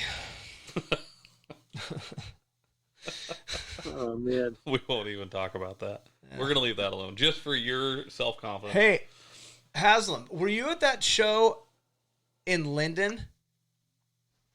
Did you say? I thought. Dude, I think this is all way like No, I know, but I thought I saw a post. You're that talking you- about Was that stuff- the one that Metzger was there when he was on the Jägermeister KTM? and he it was smoked like and he smoked Lee Metzger, Collins. Yeah, AG, Garland, there's a bunch of dudes. yeah. Yep, Yeah, that was one of the first shows I did with Holman too. yeah. and he smoked Lee Collins. Yeah, do you remember Metzger running into Lee Collins? I think so. Yeah, hilarious. I'm pretty sure he was on something that day. Yes. Lee was also on Percocet by the end of the day. Yeah. Lee was on his fucking back. Is what Yeah, Lee was Lee on. was on Lee was his on the back. ground. He's a big dude to hit the ground. I Yeah. can't imagine that going that well. Dude, he kind of slid the bike, but it just took fucking legs out from underneath. Right. Like, what are you doing, Metzger? He was He's riding supposed like to be one of the best. he was riding like a wild man, like an old Travis Pastrana just pinned. That's kind of, yeah, he would do that shit though. I've seen it. And Yeah, like yeah. Metzger's he's sort of a loose cannon, we'll say. Yeah, it's possible he's maybe done a drug or two. I mean, allegedly. He's I'm had not some sure. fun, allegedly. I mean, Yeah. he likes to have fun. Yeah. Man, I've heard some stories about the kind of money that guy used to make. Too. Oh, right. Oh God, I couldn't imagine. Fucking Caesar's Palace with Monster. Fuck, they had to pay Right. him a grip. That for was that. even that was late in his career. Even that was like, he Oh. shouldn't have been able to just blow that money. That was late on. Like, I Well, mean, you guys I was remember standing at that, the bottom of that ramp. That was It goes right there. fast. It was You guys super remember unimpressive. That Disney experience they did at California Adventure years back with him, Mm. where it was him and like 2 other guys. They did a freestyle exhibition at Disney California Adventure when it first opened. I feel like I remember this. It was just like a solid show, like Monday through Friday or so, wasn't it? Probably Like they did. 2 Yeah, or 3 a day or yeah, something. yeah. Yeah, and it was like a year or 2 after flips were a normal thing, but he was still one of the only guys that was flipping full gap. And it was when he did that clicker flip and peeled off the bike and crashed. There's that photo of him peeling off the bike midair. Yeah. So that was one of the stories I'd heard. So that was like a month-long thing, like 30 days or something. And someone was telling me he got paid $750,000 for that month doing that, and it Oh, I was believe gone that. like faster than he made it. That's crazy though. Whew. Well, I mean, what do Yeah. you do? Like, He's got stories. We got to get Metzger on the we podcast. got to get Metzger on here. We need to know You about should. this stuff. If he can remember him. I mean, Right? Is he still in Idaho or is he back in California? he's now? in California. No, he's in, I think, Big Bear. He's a tattoo Yeah. artist full time now. Right. Yeah, and he does like a lot of mountain bike stuff. It looks like, and Oh. Yeah, yeah, yeah. a lot of mountain. Because he bikes. was living like Coeur d'Alene area, like south of Coeur d'Alene at one point, not that long ago. Because he'd show up randomly to like Spokane to Airway Heights, and like his kid would race. Maybe we could get him The to night races tattoo and me stuff. while we do the Ooh, podcast. that'd be fun. You'd have to fly him up. I mean, I don't have that. if we kind do of- my back, I mean, we're gonna need some sponsorship money. yeah, Flights are cheap right now. Flights are super yeah, cheap. exactly. We'll get you call. on one. Good call. We'll get him up here. Yeah. That's hilarious. Oh man, so how'd you get hooked up with the Nitro Circus guys? How many years have you done those shows, and how many have you done? I did. Shoot, what was it? So last year I did that Gnarly Town show with them, down on the pier in Long Beach. Fun. But that would have been, I guess, 3 years prior to that was the first one I did with them. Okay. And I did. So last year I only did the one show with them, that Gnarly Town event. But then prior to that, I'd say I did maybe like 3 or 4 a year as like a fill-in rider. Yeah. So I was never on like the full meal deal for the tour, but after the first one I did, dude, that was another story of like riding something that like shouldn't have probably been ridden for what it was there. Oh dear. But I guess I impressed them enough that they kept calling me when they needed a guy last minute as a fill-in, so I'd get flown in randomly in the middle of the night and go ride the show and then fly home. Nice. But, that one, we were just talking about Fitz, but Fitz actually was supposed to be the one that was supposed to ride that show, and so the show was in Anchorage, and they called me on a Friday early afternoon, and I had my day job at the time, so I was working my day job, and I got a call from Bamberg, and he was on the tour full time at that time. But so the bike that they had up there waiting was I think a 2011 or a 2012 Honda 450, and by that point they weren't the current model, so not many guys rode them. Right. So they had Fitz was supposed to fly in and ride it, but Fitz had gotten hurt just before he was supposed to fly out. So then they were scrambling trying to find somebody that still rode that year, that model, that had parts they could strip off and fly up for the show. And so Bamberg hit me up, and he's like, hey, he's like, I know you're still riding these things. He's like, there might be a spot up here if you're open for it. And I'm like, when's the show? And he's like, tomorrow. I'm like, okay. I'm like, so how's this work? And he's like, if you're up for it, I'll let the tour manager know, and then we'll go from there. And I'm like, okay. And so this is like, I don't know, maybe like 2:30 in the afternoon at my day job. I'm supposed to be off at like 5. And it's got to be an exciting feeling, though. What's that? Exciting feeling, though, right? Oh, for sure, yeah. Yeah. I mean, anybody that rides freestyle, like with the Nitro thing, like that's always one of your goals, your dreams, is to be able to ride Nitro. Yeah. It's a big. So yeah, he hit me up, and so I'm sitting there at work trying to finish out my day, and I had a ton of shit to do. Didn't get any of it done because I'm just sitting there going, all right, like, am I doing this? Am I not doing this? So I like clued in the wife. I'm like, hey, this is what's going on. I might be doing this show. And didn't hear anything. And then finally I get a call from the tour manager, and he's like, hey, he's like, I've been trying to get confirmation from the higher ups at Nitro just to make sure they're cool with you coming up and doing this since you've never done any for us before. And he's like, I need to get somebody up here like tonight. And he's like, I haven't heard anything, so I'm going to make an executive call, and I'm going to say we're going to get you up here. And I'm like, all right. I'm like, well, what do you need from me then? He's like, well, send me your info so we can get a flight booked, and I'll send you the info once we get it. And so same thing. I'm sitting in limbo, and I'm like, all right. I'm like, well, I live in Orting. I have to go home and get bike parts, but the airport from home is like an hour and a half at least in traffic. God. So then I'm on my way home, and I get a phone call, and he's like, all right, we're going to send your flight info over right now. Your flight leaves tonight. And I'm thinking, cool, it'll leave like late tonight. So flight info comes in. It's like 5:30, 6 o'clock. My flight leaves SeaTac at 8:30, and I'm like 45 minutes from home still. With shit to do. Dude, I get home, and I shit you not, I've never stripped a dirt bike down to like the bare frame faster in my life. Like pulled suspension, pulled plastics, pulled subframe, pulled everything I would need, and just left my shop looking like a bomb went off. Threw everything in a gear bag and hauled ass to the airport, and literally like walked through security onto my flight. Like almost missed it. And I'm like sitting there on the plane going, okay, hopefully I didn't forget anything. Like I think I got my gear. I think I got all my parts. Yeah. And so yeah, that's pretty much how it came about. And then I showed up there, and the bike they had sitting for me was a bike that some dude had that had been ridden in the bush since it was brand new up in Alaska. So everything rusted on it. None of the bolts wanted to come out. Like the headset bearings were so worn that like the front acted like it had a stabilizer already. That sounds like my Haiti bike. It's probably hit a moose or an elk or something at a time or two in its life. Oh yeah. Yeah, it was bad. And definitely has some whiskey dents. And the rest was history. So then they called me a couple more times that year, and then the years preceding after that, I did a handful of events, and it was cool. Was that show up in Anchorage? Was that indoor, outdoor? What was it? What kind of? I mean, Nitro Circus is a big outdoor. Was it cold? Yeah, it was outdoor. It was the year that they were doing. It's not always cold in Alaska. Fuck you. It is too. They have a summer well. That's fucking fake news. It's always cold in Alaska. I've been there. Look it up. Summer. It was a nice. It said it on the internet. Balmy 80 degrees on days, and it was light till 2 a.m.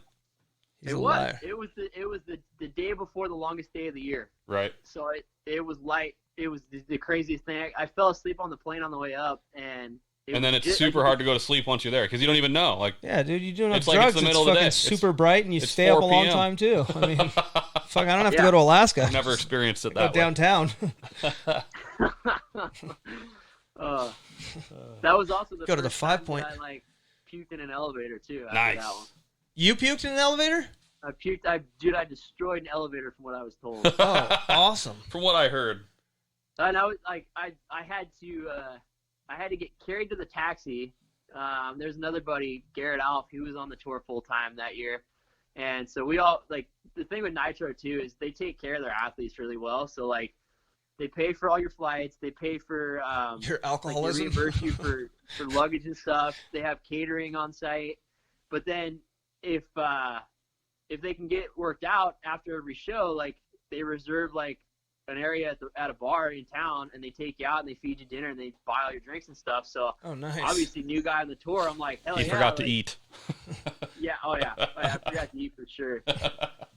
But yeah, so I ended up getting carried out to the taxi, and by that point I was blacked out. But yeah, Garrett out the next morning, he texted me as I'm on my way to the airport. Somehow I made my shuttle to the airport too. I don't know how, because I was still pissed drunk. Oh, you're a savage. That's how. You weren't hungover yet. He's like, are you on your way to the airport? And I was like, yeah. He's like, good. He's like, I didn't know what was gonna happen last night. It looked like if we didn't get you out of the bar when we did and left you there with everybody else, it was gonna be really bad. He's like, but you puked literally as you were exiting the elevator everywhere. You missed the trash can and all that. And so I'm sitting there the whole way on the flight home before I passed out again, just going, oh my God, like I'm never gonna get hired by Nitro ever again. I blacklisted myself. No. That's a regular thing at a freestyle event. Yeah. I mean, dude, they always just want to see who pukes first. Especially Nitro, man. Those guys go hard. I could only imagine. I'm pretty sure all freestylers I think especially 90% of them. Anytime you put a bunch of freestyle guys together, whether it's moto and then you got bicycle and skate and all these other things. Yeah. And then you go, everybody's trying to one up each other. Oh, hey guys, it's all free. Just go ahead. Yeah. And exactly. you're at a bar, you're going to be unimpressed by the end of the night, let's say. That can get ludicrous real quick. Yeah, we're paying for everything, and yeah, you guys just have fun. Yeah.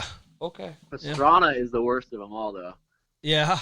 That guy. I've heard he'll put Gnarly Town show we did. He was down there for that one, and I'd heard stories of how he gets when he drinks and how much he drinks. Yeah, I've heard he puts a couple beers away. Yeah. Yeah. Well, the problem with him too is he goes out with everybody, right? But everybody knows him, so everybody's like, "Yeah, let me come buy you a drink." Yeah, I used to be able to. We go back to the hotel after the show. Sad. And he's like, "All right, so you want to meet down in the lobby in like 10 or 15 then, and we'll walk down the streets of the bar as a group." And we're like, "Yeah, sure." So we all walk to the bar together, and then we're just hanging out for like the first 20, 30 minutes at the bar, just casually drinking. Next thing you know, like you turn your back and Pastrana's gone. You're like, where the hell did he go? And you look across the bar, and he's at the bar. Guys are buying him shots left and right. Oh, yeah. And you can literally just see, like, by the minute, him Hands getting going. drunker and drunker and drunker. And then next thing you know, the guy disappears, and you're like, okay. And we had a long drive home after that, so, like, I didn't stay out that late. I was like, well, fuck this. I'm going back to the hotel. Like, I'm going to go get some sleep. I've been to a few of these before. I know how this goes if I stay out any later. And so I go back to the hotel, and this town is, like, dead at night. Look at so you I'm making walking good down decisions. Right. I walk into the lobby. There's no one in there, not even anybody at the front desk. And next thing I know, like, I hear shit, like, falling over, and I see this guy come stumbling from the elevator area into the lobby, and it's Travis. Nice. And I'm like, oh my God. I'm like, are you all right, dude? And he's just blacked out, belligerent drunk. Yeah. And he's like, I'm like babysitting the guy. He's like, I need some water. I was like, yeah, come over here. And the water they have in the lobby. I got him some water. Got him the elevator. I'm like, find your room. Yeah. Dude. Oh, that's crazy. That's funny. But yeah, I mean, I could only imagine being the celebrity that he is and trying to go to a bar. Like, unless you've rented the whole thing out and nobody's there except for the people you brought, it's going to be mayhem. Who's the biggest celebrity in freestyle motocross, you think? Who's the biggest? Travis. You think? It's got to be Travis. No, who else would it be? I'd say Carey Hart. Absolutely not even close. Not even on the same wavelength. I think there's a lot of people that know Carey Hart because of Pink, but don't know his background. Yeah. Dude, that's what I'm saying. No. You put Travis and Carey Hart in a bar, Travis is going to get recognized. Let's look at numbers. Who's got more Instagram followers? Who's cooler? Dude, Travis. Pastrana's got almost 4 million. I know that. He does? How many does Carey have? Travis is not so 4 well million? known, dude. Like he's the biggest star that's ever ridden a motorcycle, period. End of story. Let's back it down. I mean, period. I am in the room. I mean, fuck. Give a guy some credit. What are you up to, like 38 followers now? What do you got? Not me. We're not talking about me right now. Fuck, who was I looking Travis. up? Yeah, there you Pastrana. go. No, I wasn't. I was Carey. No, I was looking up Carey. Shut up. You got that? You find him? No, not yet. I'm working on it. Just fucking talk to people. You're doing a goddamn podcast. One of us. Well, yeah, one of us still is. The other guy is now trying to spell names that he can't even remember. I'm looking up Carey first. You said Travis had fucking 4 million. Oh. I think he's close to 4 million. Carey's got 1.1. Yeah. Really, it's like the same thing, though. Pretty much. I mean, pretty much the same. He's like almost as famous as, not Travis Pastrana. No. Not even close. Honestly, I think Travis Gage. is because of the clean cut image too. Like I know Carey's cleaned up a bit, but like just the past, like he was like the young kid that families flock to more so than like he's always been more popular than all the other guys. In any era of his career, any part of his career, he was always more popular. He's only got 3.8. Oh, how about Brian Deegan? Deegan probably has more than Carey, but not even. He's not going to be half. All right, you guys might win this. Deegan's kid might have more than all of them. So yeah, wait, fuck, all three of his kids probably. Right. I mean, Jesus. Yeah. So what else? What other highs? Come on, man. Like what are your favorite memories from freestyle? Like what's your top three? I mean, obviously, like a bronze medal at X Games got to matter, right? It's got to be high on the list. Yes and no. An autographed shirt from Sister is probably that was up there. A big day, probably. Yeah. The X Games thing's funny because, like, I think for anybody that gets into action sports in general, like, that's like the end goal. It's like if you can ever go to X Games and be fortunate enough to earn a medal, like, that's like the highest thing, that's the craziest thing you can ever do. But I don't know. It's like having been there and babysitting Travis, number one. Babysitting Best Travis. Memory of freestyle. Honestly, like I think it's stuff like that though over like the accomplishments though that like for like just like this podcast, like we kept coming back to like dumb crashes or stories like that. That's the stuff that we're talking about. It's like oh, tell me about X Games. Oh yeah, I was there, but it's like even that I could be like, yeah, but it's after the fact when I got belligerently drunk at the house we rented afterwards. That's what we like to hear. That's what we like to hear. Biting, beer bonging, fucking beers everywhere. Oh man, dude, oh my god. You guys said you had him on, didn't Anderson, you? Yep.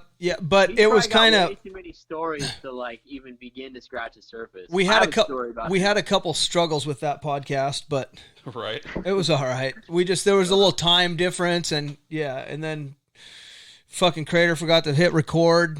I mean, I'm not a producer. We're learning, goddammit. I'm not a producer. Yeah. Hey, let me ask you something. What's up? Did Biden try to tell you he doesn't get awesome anymore? No, I don't think so.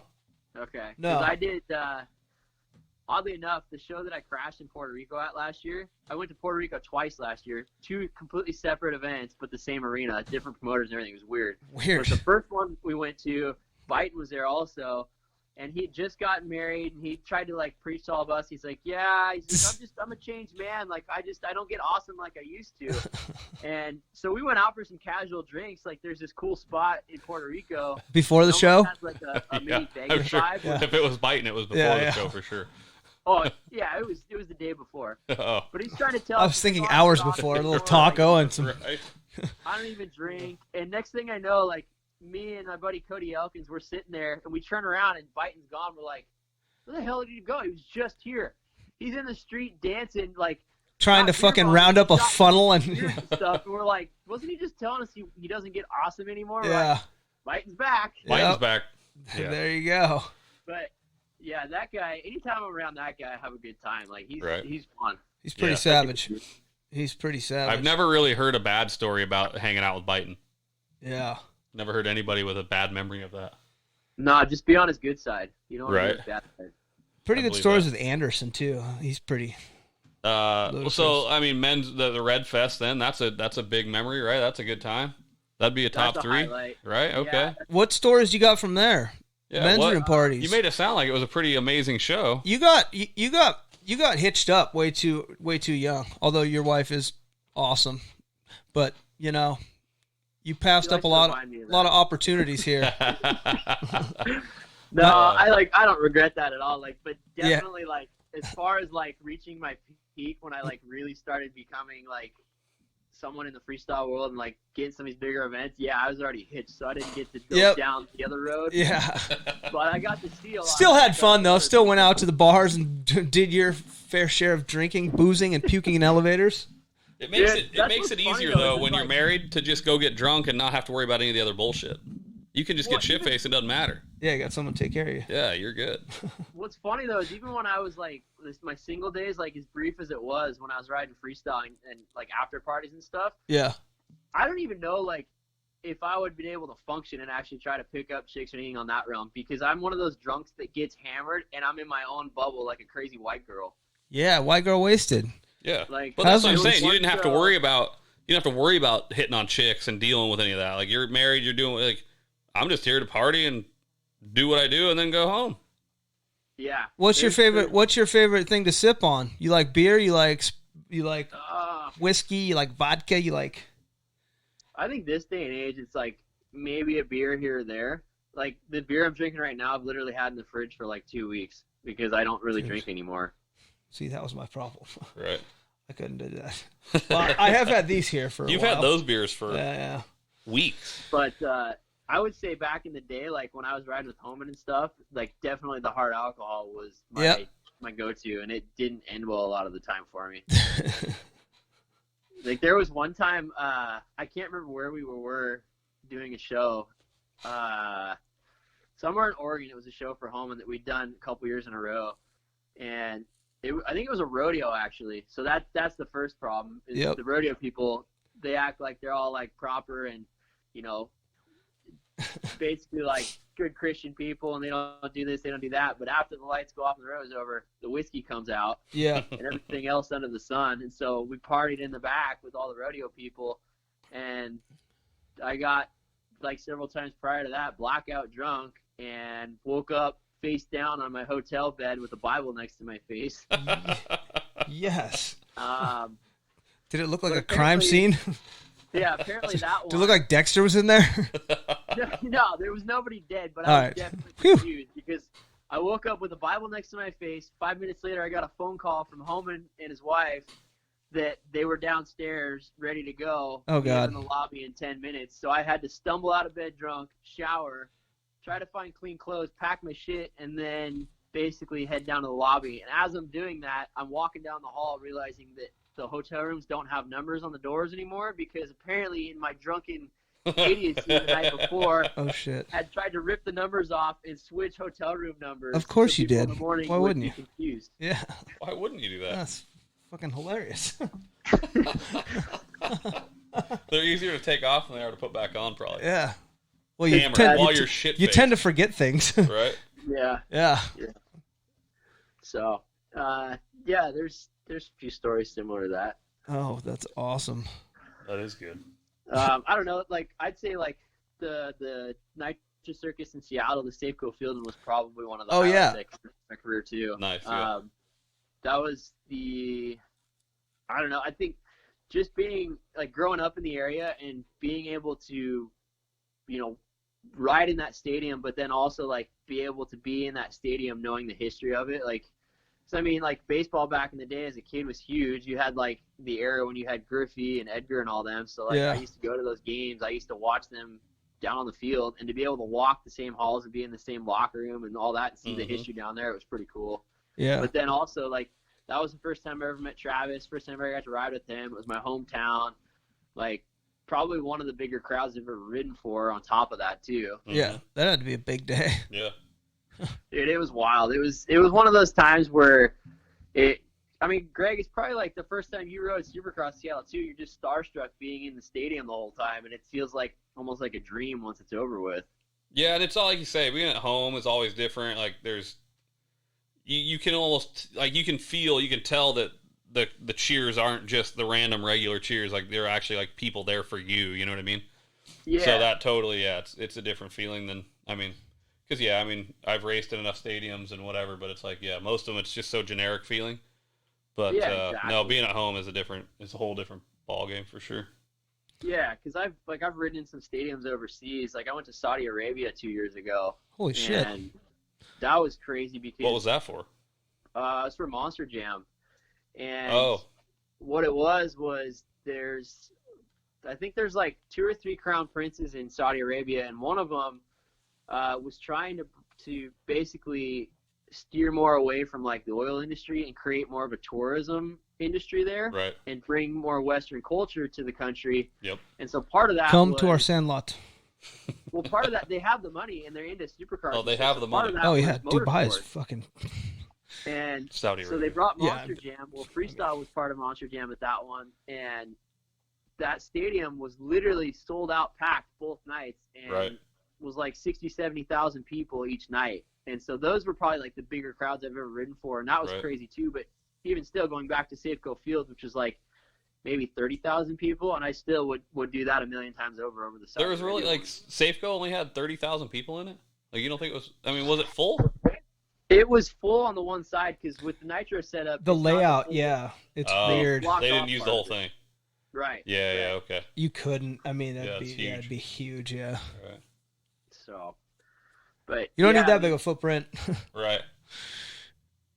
Yeah, there's been some. I liked it when I went and saw Nitro Circus, but they did it in the Tacoma Dome. I like that. See, and I felt like that was too small still. You did? Yeah, that seems small. You what, Haslam?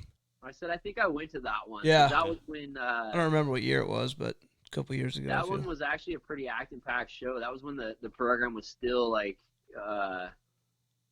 I think that was only moto though, wasn't it? Did they have BMX and stuff at that one? Yeah, they did. They had 2 ramps. Maybe a little. Maybe a little bit. They had one big ramp, but it wasn't as big as like when it was at Salt Lake and stuff. They had a shorter ramp, and it had something to do with. I feel like they had some. They had some weird restriction on it because I was buddies with one of the dudes that drives and sets stuff up for like him. Maybe the cable pole system couldn't tow them as fast as they needed to go or whatever. There was some weird restriction on because they had the ramp. Because some places they used the cable pole because they couldn't build ramps. Oh, okay, Heights, they couldn't build whatever the scaffolding. Oh, that's right, they had a ramp. So this one they were allowed to do it, but it wasn't allowed to be however tall, and so it was weird. It was different. But that's why I say, like, it'd be nice to be... Kind of like Haslam said, hey, we've been jumping it at 75 feet for fucking 16 years. Let's go 65. Let's set it this weekend. Let's change it up. Yeah. Why not? Just not tell anybody either. Exactly. But no, that Tacoma Dome, that was the first year they did it here, right? Did they do it 2 years ago? I don't know. I feel like they did it a couple years ago. Because I went the first one. I think it might. No, it was here a couple times because it came a couple times. Well, it came to Tacoma and it came to Safeco. I think it came to Tacoma a couple times though. I think one time I hit up Byton for tickets or something, and then I never went and got something. Yeah, I don't know. Worked out really well. Sorry, he had a guy do him a favor, and then he just my bad got shit faced and forgot to go. Yeah, be my guess. We're supposed to be in Monroe next month, but obviously that's probably not going to happen. Yeah. What's supposed to be in Monroe? Nitro Circus. It's supposed to be at the fairgrounds. What? I didn't hear that. It was like on May the Speedway 8th or something. It probably would have got Wow. rained out. Yeah, I was gonna say. Well, I mean, yeah. When do they abort that show? How much rain do they? Any? They might not. Yeah. They might just not be pussies. Yeah. What I've seen, Coleman they're rides not in the rain. pussies. Nope. Well, I think a lot of it too is I found out at one of them because it was windy. I think it was in Boise, the one I did, and they have to complete 60% of the show to get paid. Right. Oh, I yeah, believe yeah. that. So a yeah. lot of the time, like everybody's shitting their pants, scared, but they know like if there's Yeah. any way possible to do the show, we're gonna make it happen. At least get 60%, so we all Right. get paid. Yeah. Right. I think that was Holman's fucking motto too, kind of like. Well, I think I've- Holman, he just didn't give a shit, and he was going to do the show. Yeah. Yeah, he liked to make the money. Huevos. Yeah, he wasn't scared. Muchos Well, I mean, he huevos. rode in the wind all the time, though. Like, Yeah. I mean that, and these guys, some of these guys doing nitro circus stuff are probably super experienced. Like, I don't know about the Australians. I don't know what the weather's like down there, but they seem to not give a shit. They seem to just do whatever it takes to get the job done. I feel like. I've heard there's a lot of fire. I think the fires are gone. Okay. I don't know, maybe not. But Wind and fire is what I heard from Australia. I just think there's just a lot of things down there that'll kill you.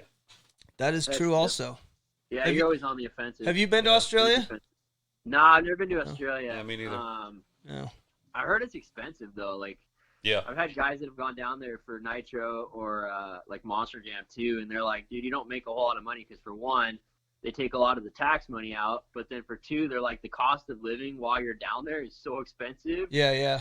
that like even a beer is like $15 or something they're saying, and I'm like, so you basically don't make any money. You just go to Australia. You're I'm just like, doing it oh, for the experience.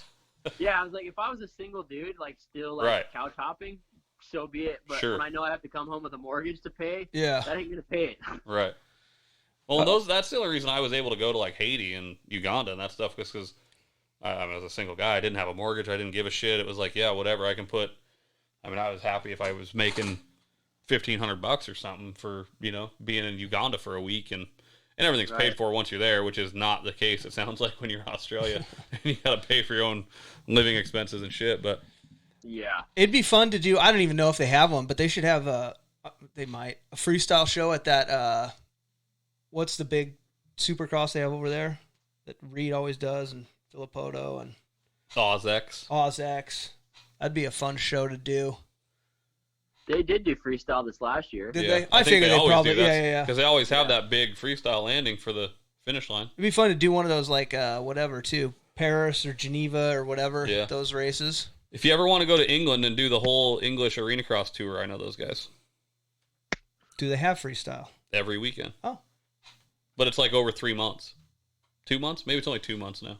Want to go live in England for 3 months? I mean, that is one of the places that I do want to go before my career's And over. they go to Ireland, they go to Time. Scotland, they do the rest of them are England. I think one in Ireland, one in Scotland. How's the Roners there right now? It's actually not that good over there. It's actually a lot of dead people. I think that it's actually probably very similar to here, like Washington State. I got a buddy over there that I talk to most weekends. We hang out on the Facebook chat or Messenger or whatever, and kind of BS about what's happening in the world. And it sounds like it's very similar to what's happening here, like in the Pacific Northwest. Yeah. Nah, I don't think it's New York. You know what I mean? Not Chicago on a normal day. Nobody owns guns. Yeah. Yeah, can't have a gun. Did you see Miami went 7 weeks without a homicide? It's the longest since like Right. 1959 or something. Dude, like they're setting records. This Roners is helping a That's lot of funny. It's more domestic violence not than a lot ever, of lead poisoning. but- yeah. but less lead poisoning than normal. Yeah. Oh man. That's funny. Hey Haslam, There are did you see the newly released UFO footage? I showed Crater before the show. This just turned into a conspiracy theory podcast. Yeah. Well, I told you I might have smoked a little. So When was that released? 'Cause I'm usually That's what like- I said. it just came up on my thing, probably like 16 years ago. There is but I zero. just found it. There is zero information. in There was this video. information. There was zero information. It's guys laughing. You see, Did you see that thing? It's like I'll obviously se- it's military. I'll send it to you on video. Instagram. I'll send it to you on Instagram. It's military video, but it's a bunch of guys going, "Holy shit!" It was Did you classified. see It that just thing? got Did you released. see that thing? Holy shit! What was it, Crater? A black fucking dot. I don't know. Could have been a burrito. Faster than me. Fast. That's all I'm saying. Oh, boy. We don't need to get into that. Off track. We're getting off track now. God damn it. Wow. So what's the future look like for Mr. Haslam? Let's say pretend it all goes back to normal at some point after this. Yeah, huh? yeah. We'll pretend say that. it's not the apocalypse. Say you're not in the Mad Max world. Yeah. Painting your bike camouflage. Dude, just real quick. If we ended up Mad Max, how hyped is Homan going to be, realistically? Oh, fuck. Yeah. I'm not going to lie. I actually thought about that the other day. That dude loves Mad Max. Yeah, he does. Damn. Yeah. Yeah. All right. Sorry. Yep. Back to the future for That's the why I Haslams. sent you a picture of that bike. Right? Oh, is that what you were saying? Yeah. It wasn't That might for be me. his new graphic kit. Right? Dude, for real. Yeah, I don't honestly. I've been asking myself that a lot the last few weeks, like where to go from here, because like with the airbag stuff. Prior to that, I was thinking, I don't know, maybe like another year or two, and then maybe start trying to look at doing something different. Not because necessarily I don't want to, but like my body's starting to hurt, man. I was gonna say, did we miss what injuries? 32. What injuries have you had? Did we miss any? I mean, have you had any? We didn't get a solid list. Yeah. No rundown. Well, I don't have like broken bones wise. I got off pretty easy compared to a lot of guys. That's like, good. Yeah. Let's see. I guess my left ankle, my left fibula, and my leg. Was that all at once? Two separate? No, separate. Okay. Separate. My left collarbone. And then I broke my talus 2 years ago. That was by far the worst injury I've had. That sucked. Right. That was horrible. But then aside from that, it's just been like bumps, bruises, like separated shoulder, et cetera, like the stuff that actually hurts and lasts longer than a broken bone. Yeah. Right. Have you had any shoulder surgeries or anything of that nature? No, Soft but tissue stuff? we'll see what happens down the road because I know Right. stuff isn't moving like it probably should. Right. But you got a good CBD sponsor, so you will be. The problem with CBD is I don't think it actually heals the tears in soft tissue. That's an unfortunate it's not a side effect of the CBD, unfortunately. Take some of this. Heals everything. It's the all healer. For at least a short while. Be talking to Jesus. Man, what else was there?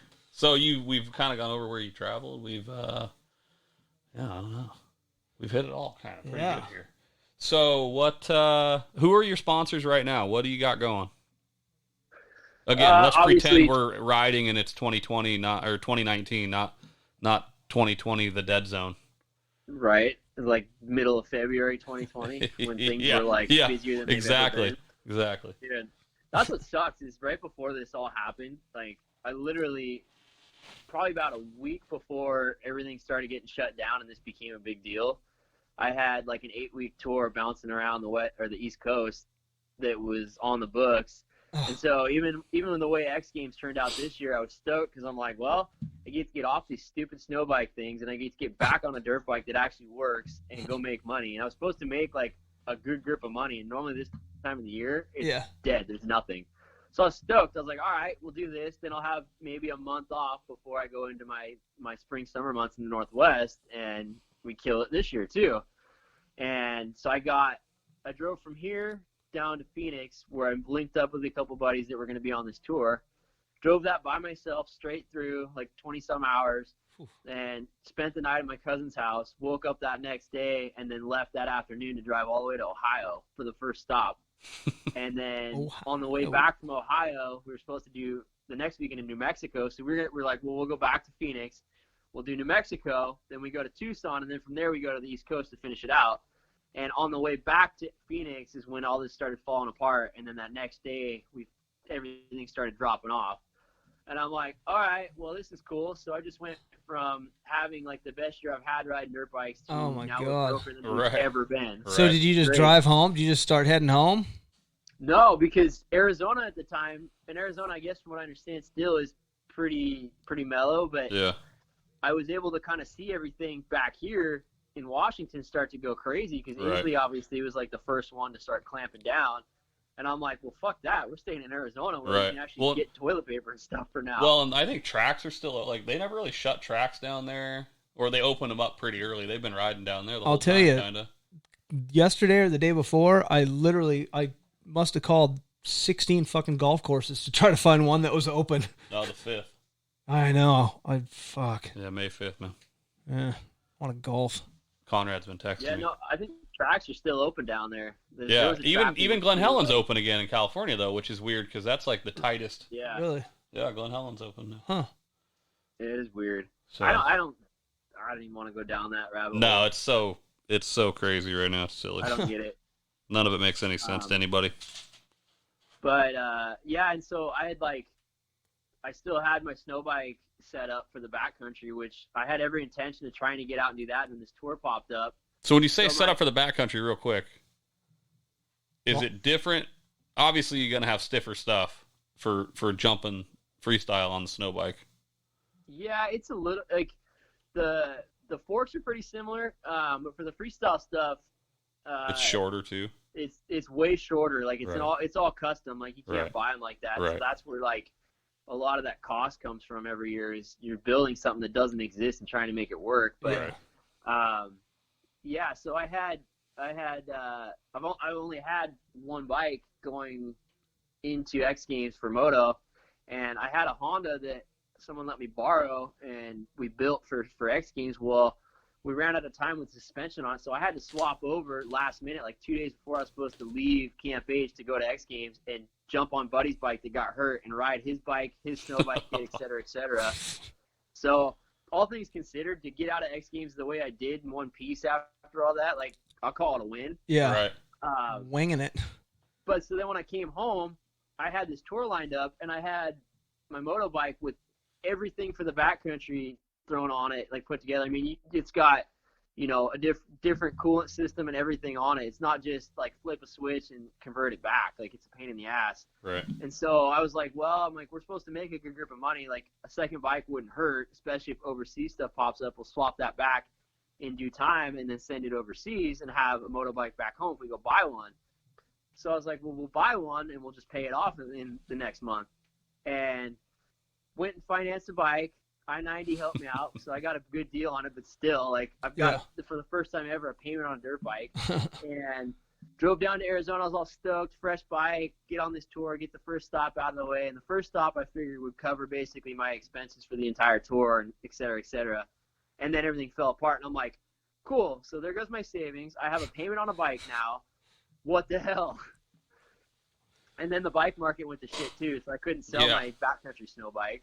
So, yeah, I don't know. I'm just kind of like biding my time right now, kind of waiting to see what's going to happen, and hopefully things will start back up. I mean, a lot of it too is this whole thing with Supercross. Since someone pointed this out the other day, there are no professional sports going right now. So if Supercross does resume in Glendale, it'll be the only thing on TV that's a live sport. So it could actually be really, really good for the moto industry as a whole. Right. Yeah, for sure.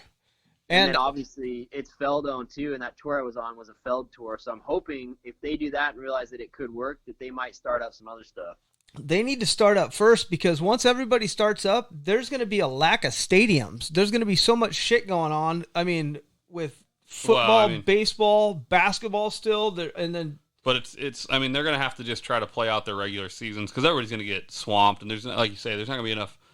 Everybody, it's going to be a mess. Area. There won't be a way to watch it all. But everybody's going to want. Right, and I've heard like Formula One's talking about running 2 races per circuit. Because those guys have contracts too, where if they don't do 60% of their show or whatever, whatever. Well, the that's fuck why that's why Feld's trying to run these races. I think is simply for sponsor dollars, because if they don't run enough races, they don't get their sponsorship dollar. They got to pay it back, and that doesn't work for them. So they're trying to run all these races. Just to get through to get, run a championship so they can get paid. So it'll be interesting. Definitely be interesting. I kind of feel like they're going to go back soon, May. Yeah, I mean they're going to have to try to run them 2 a week. You know what I mean? So Fridays and Mondays or something weird. I heard Florida's a pretty lax state right now. Like UFC's having an event there. Yeah, next weekend. Month next weekend. It's either it's the 19th. 19th? Or well, it's the 27th right now. So that would be 3 weeks away. Okay, maybe it's 3 weeks away then. Yeah, that'd be next month, like I said before. There you go. Yeah. So again, were you the first person to backflip a snow bike in competition? Is that a real statistic? That's a real statistic. Or I is put it that more on the fake resume. news? I didn't know. It's Phew. so much fake news out there right now. I know. Hard to know what's real and what's not. It's kind of by default because I was the first guy Hey, Yeah. in the order to go that was going to flip at X Games, Right. so I did it. And then, that works. yeah, I'll claim it. I don't Fucking care. Wally pipped him. Right? Take what you can get. Yeah. Somebody younger is going to show up and do it, right? Yep. So, yeah, I mean, I claim a stat but I can't claim anymore, actually. I was the youngest, I was told. I was the youngest Break person a fucking subframe off a to bike. make a 250 outdoor national main event up until Michael Alessi. 450, 250. I say 250, but it was because it was a 252 stroke. Yeah. So yeah. a premier class, 450, whatever you want to call it. The big class. The big bike class at the time. Yeah. Damn it, Alessi. Fucking Alessi. Yeah. Fucking That Alessi. guy wrecks a lot of things Yep. for a lot of people, including The whole himself. family. Fucking, God, I've never met a fucking Jeff I like. I mean, That's what I'm saying. God damn They're it. the worst. Yeah. Fuck. Fucking Lasergate. Where's my laser? Where is your laser? Actually, I have one. My back hip. So, man, this has been good. I actually learned a lot, and I already knew you, so that's good. Who's helping you right now? Like I say, pretending or assuming that you still have a career in freestyle motocross after 2020, and that we can all ride motorcycles again someday. Yeah. Well, I mean, like we said, obviously CBDMD, and then I'd say down the line, fly racing, which that in itself, like going back to like the achievements and stuff, like that was kind of one of those childhood dreams. Like even seeing guys like you, Greg, that rode fly Stop back in it. the day, like the local guys. Like it's cool to rep the local companies and to be on their roster now and have them actually acknowledge that, and not just like, hey, here's 30% off. Like, Right. I don't know. It's kind of cool. And then Kicker Audio. I've got a chiropractor here in town in Bonnie Lake, Motor Sport and Spine. That's like probably Yes. one of the more valuable Yes.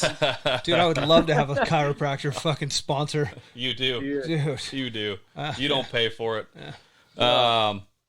Speaking of that, who do you deal with at Fly? Just out of curiosity, is it Max? So it kind of depends. Like at first it was Max, and then Dalton took over from Max as like Okay. full-time moto manager. Because I guess from my understanding is Max is now Jack? overseeing Dalton. like all the departments. Someone will get it. It's a fucking movie reference. You'll have to I don't excuse get my it. friend. He's a little slow. Jack Dalton? Fucking. You guys are probably too young. Maybe. All right.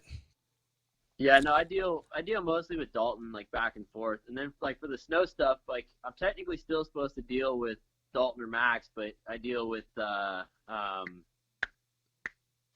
Rich on the snow side, like for the X Games stuff a lot.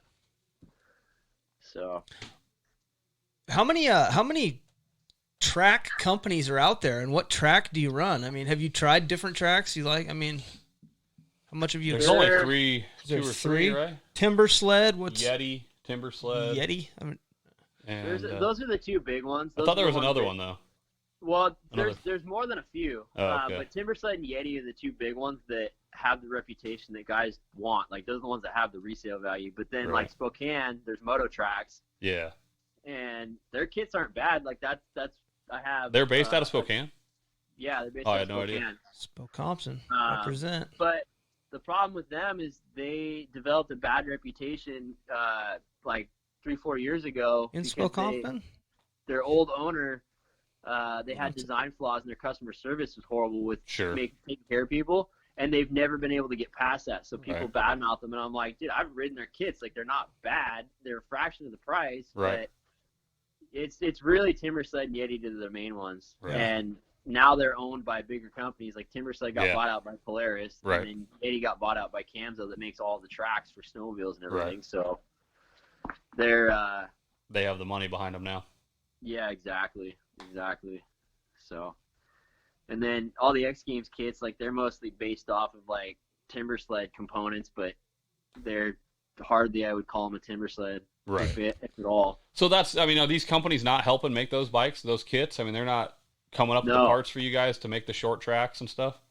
No, this year, Yeti this year helped to get, well, I don't know if you call it Yeti or Camzo, because Camzo being the parent company, but Right. Camzo donated some tracks to some of the guys, and then the associated drivers that work with the track. But most of us that have already been doing this already had all that stuff anyways, and Right. had it already figured out, so we Right. weren't going to go swap out to something else. But yeah, otherwise it's been, we've got another buddy up there in British Columbia that lives in town where Camp H is at, that he basically is the one that built the short kits for X Games the first year for me and my buddy, and essentially kind of brainchild of what is now snow bike freestyle as far as the short kits go. Right. But that's honestly, like, that whole freestyle snow bike thing could be a topic for an entire podcast by Dude, the itself. level of tricks in that category has gone pretty insane in the last couple of years too. I feel like they've pushed it quite a bit. Those Australians are pretty nuts, I'll tell you that. Well, they don't Well, that's even what's have snow. scary with that. I know. sport is Yeah. There's no evolutionary time. It Right. just, It came like in the late first to the year. show, and it was like all or nothing all of a sudden. Yeah. yeah, it's like we tried to parallel freestyle motocross right off the bat. So instead of having like a 20-year evolution, it was Yeah. 2. Right. Yeah, exactly. Yeah, that's what it was. Seemed like. Like the only saving grace the first year was the fact that it was so new that we didn't know any better. So we were kind of like young and dumb in a sense with that Mhm. sport. And then year 2 rolled around and we're like shitting our pants, going, "What the fuck did we do this year? Like, look what we did last year. We got Right. one up that." Like, Well, what it's the nice. hell? It's nice. Winter X Games finally figured out too not to make the fucking landing just a solid chunk of fucking ice block, and actually kind of have some fluff that you guys can land in case something does go awry. Yeah, but now they're using skis, not tires. Yeah. That helps probably for that. Let me put it this way: you'd be better off jumping those ramps at Winter X Games in the snow with non-studded tires that were flat on a dirt bike than doing the snow bike. And that's even saying a lot. That's how hard those things are to ride and jump. Right. I believe that. They look terrible. I mean, if we're being honest, they look cumbersome.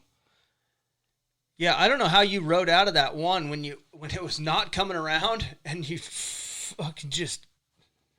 I'll show you the video after. It's Yeah. pretty good.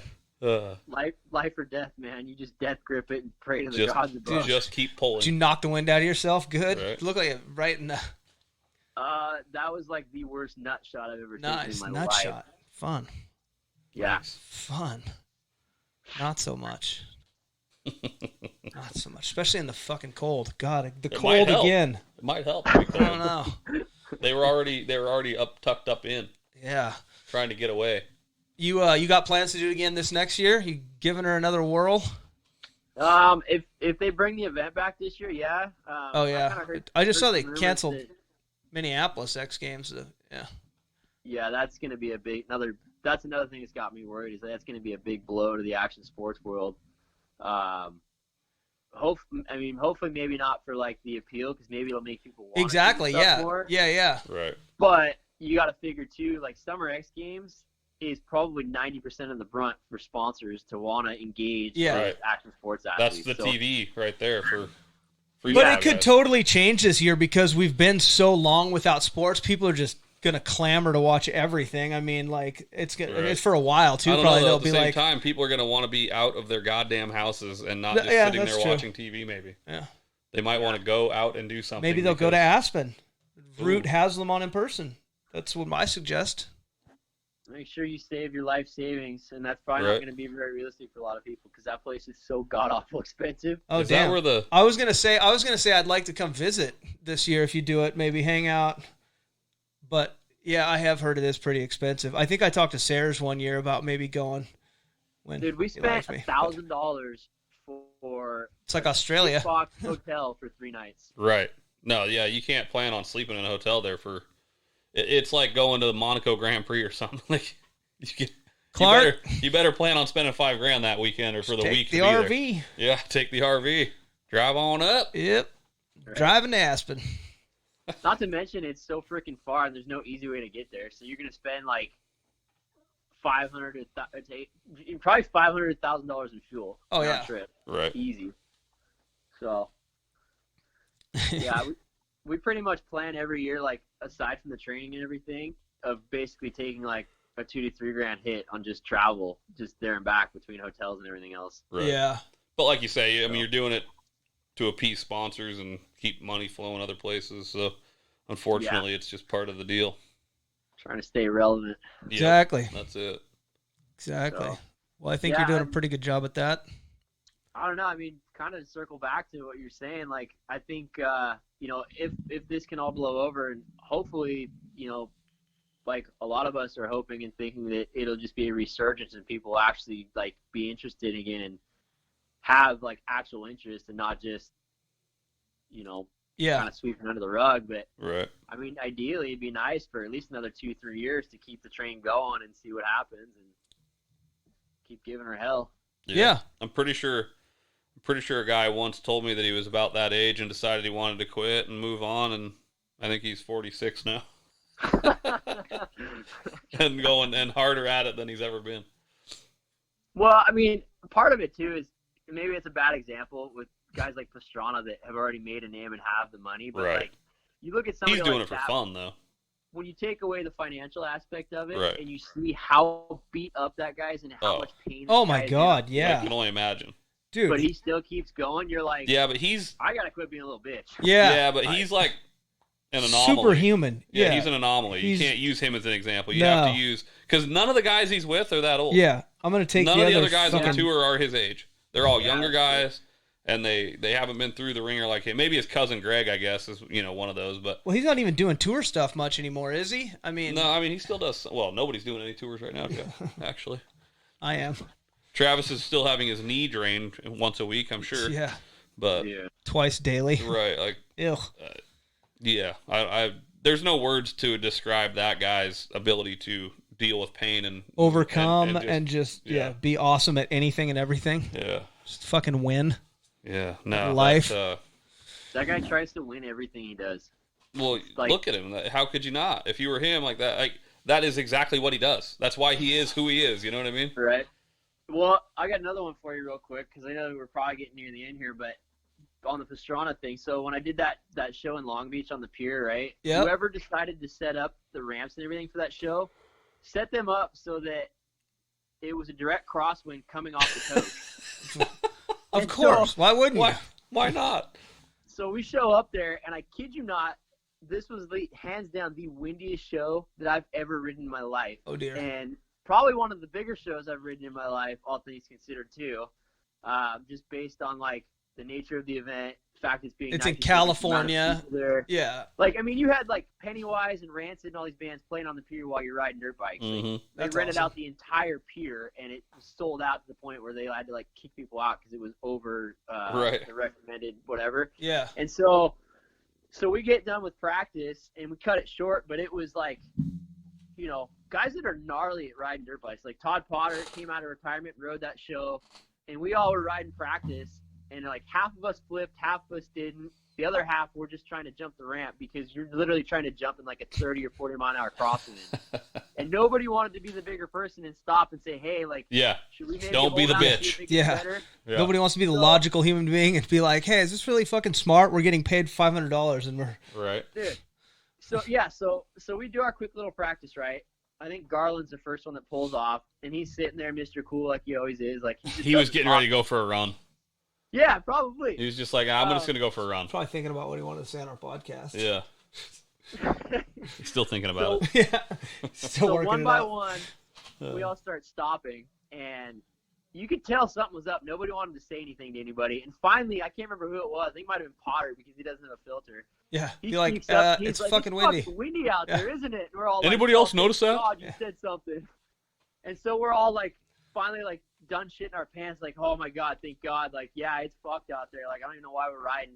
Well, then here comes Pastrana out of nowhere because he didn't ride practice with us. Oh dear. Starts the bike up, doesn't even warm the thing up, rides through the staging area into the ramp, and we're like, all right, well, he'll just clean out the bike, ride by, come back around. And no, he comes into the ramp, cleaning out the bike as he's coming into the ramp, does a backflip knack in that crosswind, lands, comes back around, and he just keeps riding and doing all his shit and stops. He goes, oh, it's not that bad out there, is it? And we're like, are you fucking kidding me right now? It's like, you boys ready for the show?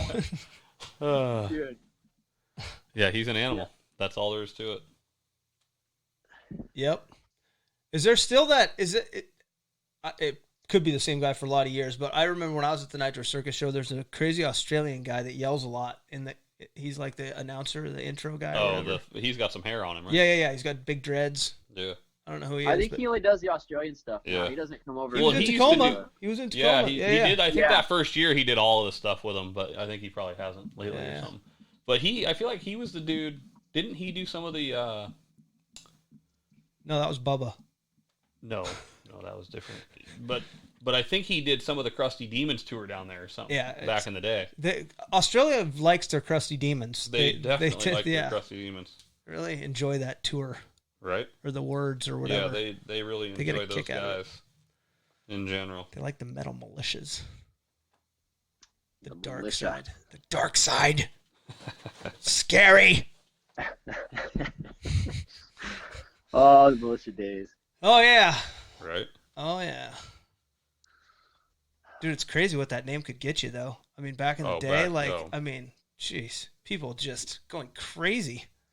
Dude, you weren't cool unless you were part of the militia back in the day. Dude, Holman used to sell so much merch, too. I mean, it shows, pretty much sell out. I remember people coming to the merch booth, buying shit on their credit cards, $500-$600 worth of stuff. And you look at these people and, no offense to anyone. And to get my autograph. You know when people are, paycheck to paycheck or on welfare. Yeah. Right. And they're there. These people, and you're like, you just put $600 worth of T-shirts and hats on your credit cards. Don't you have a mortgage to pay? Yeah, right. Yeah, militia hats and T-shirts. Right. Yeah, people are... That's still one of the only constants in freestyle these days is the people watching. Yep. Oh, absolutely. It is amazing. I can remember Manly was just the first time I met Manly. We were down in California and we roll up into we met him in the Safeway or Albertsons or whatever grocery store parking lot. Did you get blindfolded? No, I didn't have to be. I knew where I could get you to the house. All right. Whew.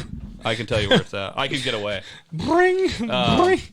But he would just talk about people watching like it was just his hobby, and he's like, no, sometimes I'll just get I'll go down to the mall and just get lunch and just sit in the parking lot. Put a black trench coat on. Just watch. No, he'd just sit in his truck and eat food and watch the people in the parking lot at the Temecula Mall. Beyond just the freestyle people, that guy just liked to people watch in general. And I'm assuming there were some drugs involved. Okay, now that I'm Allegedly. sober, I've noticed people. I see people everywhere. in parking lots doing I'm like, dude, you're so obvious, bro. What do you do? And I don't think you care though. You're just there to see the pure comedy that is the general public. I just going sit there into and places. watch them and wait till they see me, so they know that they're busted. Eye contact. And then you lick your lips a little when you right after you make eye contact. Yeah.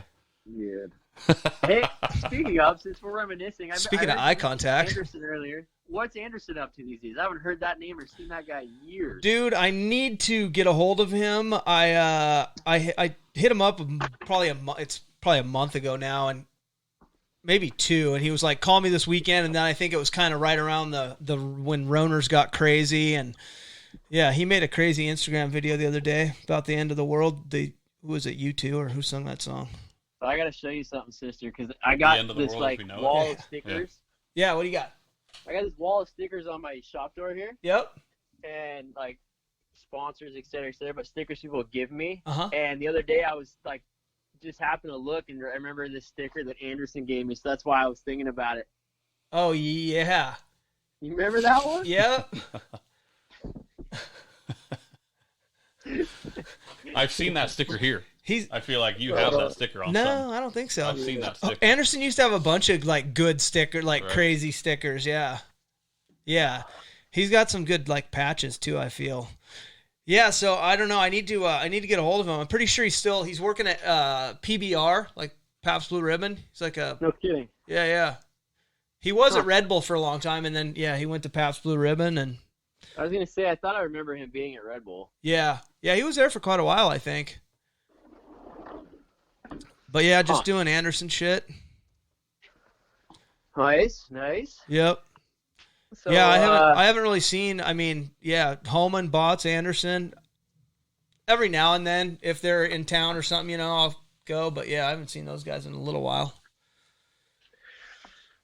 Yeah, it's kind of crazy. Like now I'm like one of like the OGs of the sport, like in the Northwest. And, like, Isn't that funny? Like How like, time I woke flies. up one Yeah. day. Yep. Like I've got kids hitting me up now after X Games, like in Ording and just the surrounding area that are like, "Hey, we didn't know you lived out here. Maybe we can ride sometime." Right. And I'm like, No. I don't actually live in Ording. I don't know what you're talking No, about. no, that's not me. Yeah. Different guy. Yeah.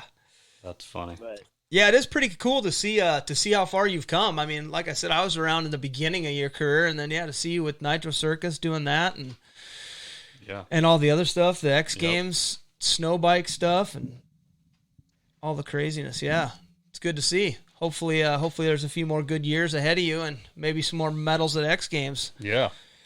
Maybe Yeah. we could end up in Aspen at some point. Aspen. In Dumb and Dumber. Yeah. Nice. I actually, Don't the Fucking- women had it. flock Dude, like we'll the take salmon the of fucking- San Juan We'll Capistrano? take the fucking cub. Can we take the cub? We could take. I got 2. I just want one. You're gonna have to ride the piece of shit one. No, I'm butt to nut. Just Oh, like Dumb and I Dumber. see. You're Yeah. going for the moped action. Yeah, on the cub, bro. It's not street legal though. Fuck it. Who gives a shit? You can make We're anything street legal badass, here, right? dude. We Just ain't need a scared of no headlight. laws, bro. That's true. It's fucking. It's Aspen. And it's the purge. It is the purge. Roners, man. We're just out masking up and robbing everything. Masks. oh Yeah. man, You can wear a mask. I thought it was anywhere. hilarious. That came out in the news the other day. They're like, yeah, it's weird. Crime's been up with people. It's like, No you guys kidding. didn't figure that? Like, Well, that we're gonna let people out of prison. yeah, exactly. You're allowed to wear masks, You're allowed to wear gloves, fucking go in the bank. We're letting everybody out of prison. This is a good fucking recipe. No Well, I heard disaster. somebody was saying gloves don't work. They don't help. But Fuck, they don't. OJ says otherwise. Yeah, I feel like I've had a few helpers on those things. yeah, but OJ only used the glove Allegedly. once. That's the whole point. Yeah. You got to take them off and throw them away after that too. That's the real Yeah. secret. If you just threw them away, you wouldn't even have to acquit them because they didn't fit. There'd have been no Dude. glove even put on it. Yeah. My my favorite's when you're driving down the highway or the road. They got their masks on. One They person got in the their car. masks on. Oh yeah. How That's uncomfortable. this guy right How here. I'll bet uncomfortable. you. No. This guy's got to be doing it. Dude, I'm Jeff. claustrophobic as a motherfucker, dude. I don't like. No, I mean I do like No, I went masking to up the- just I went because to I the don't like dump being on today. camera and I want to rob was- people. But I had to help my old man go to the dump today and empty a trailer. And we're pulling out, and to pay the lady that's running the scale, yep.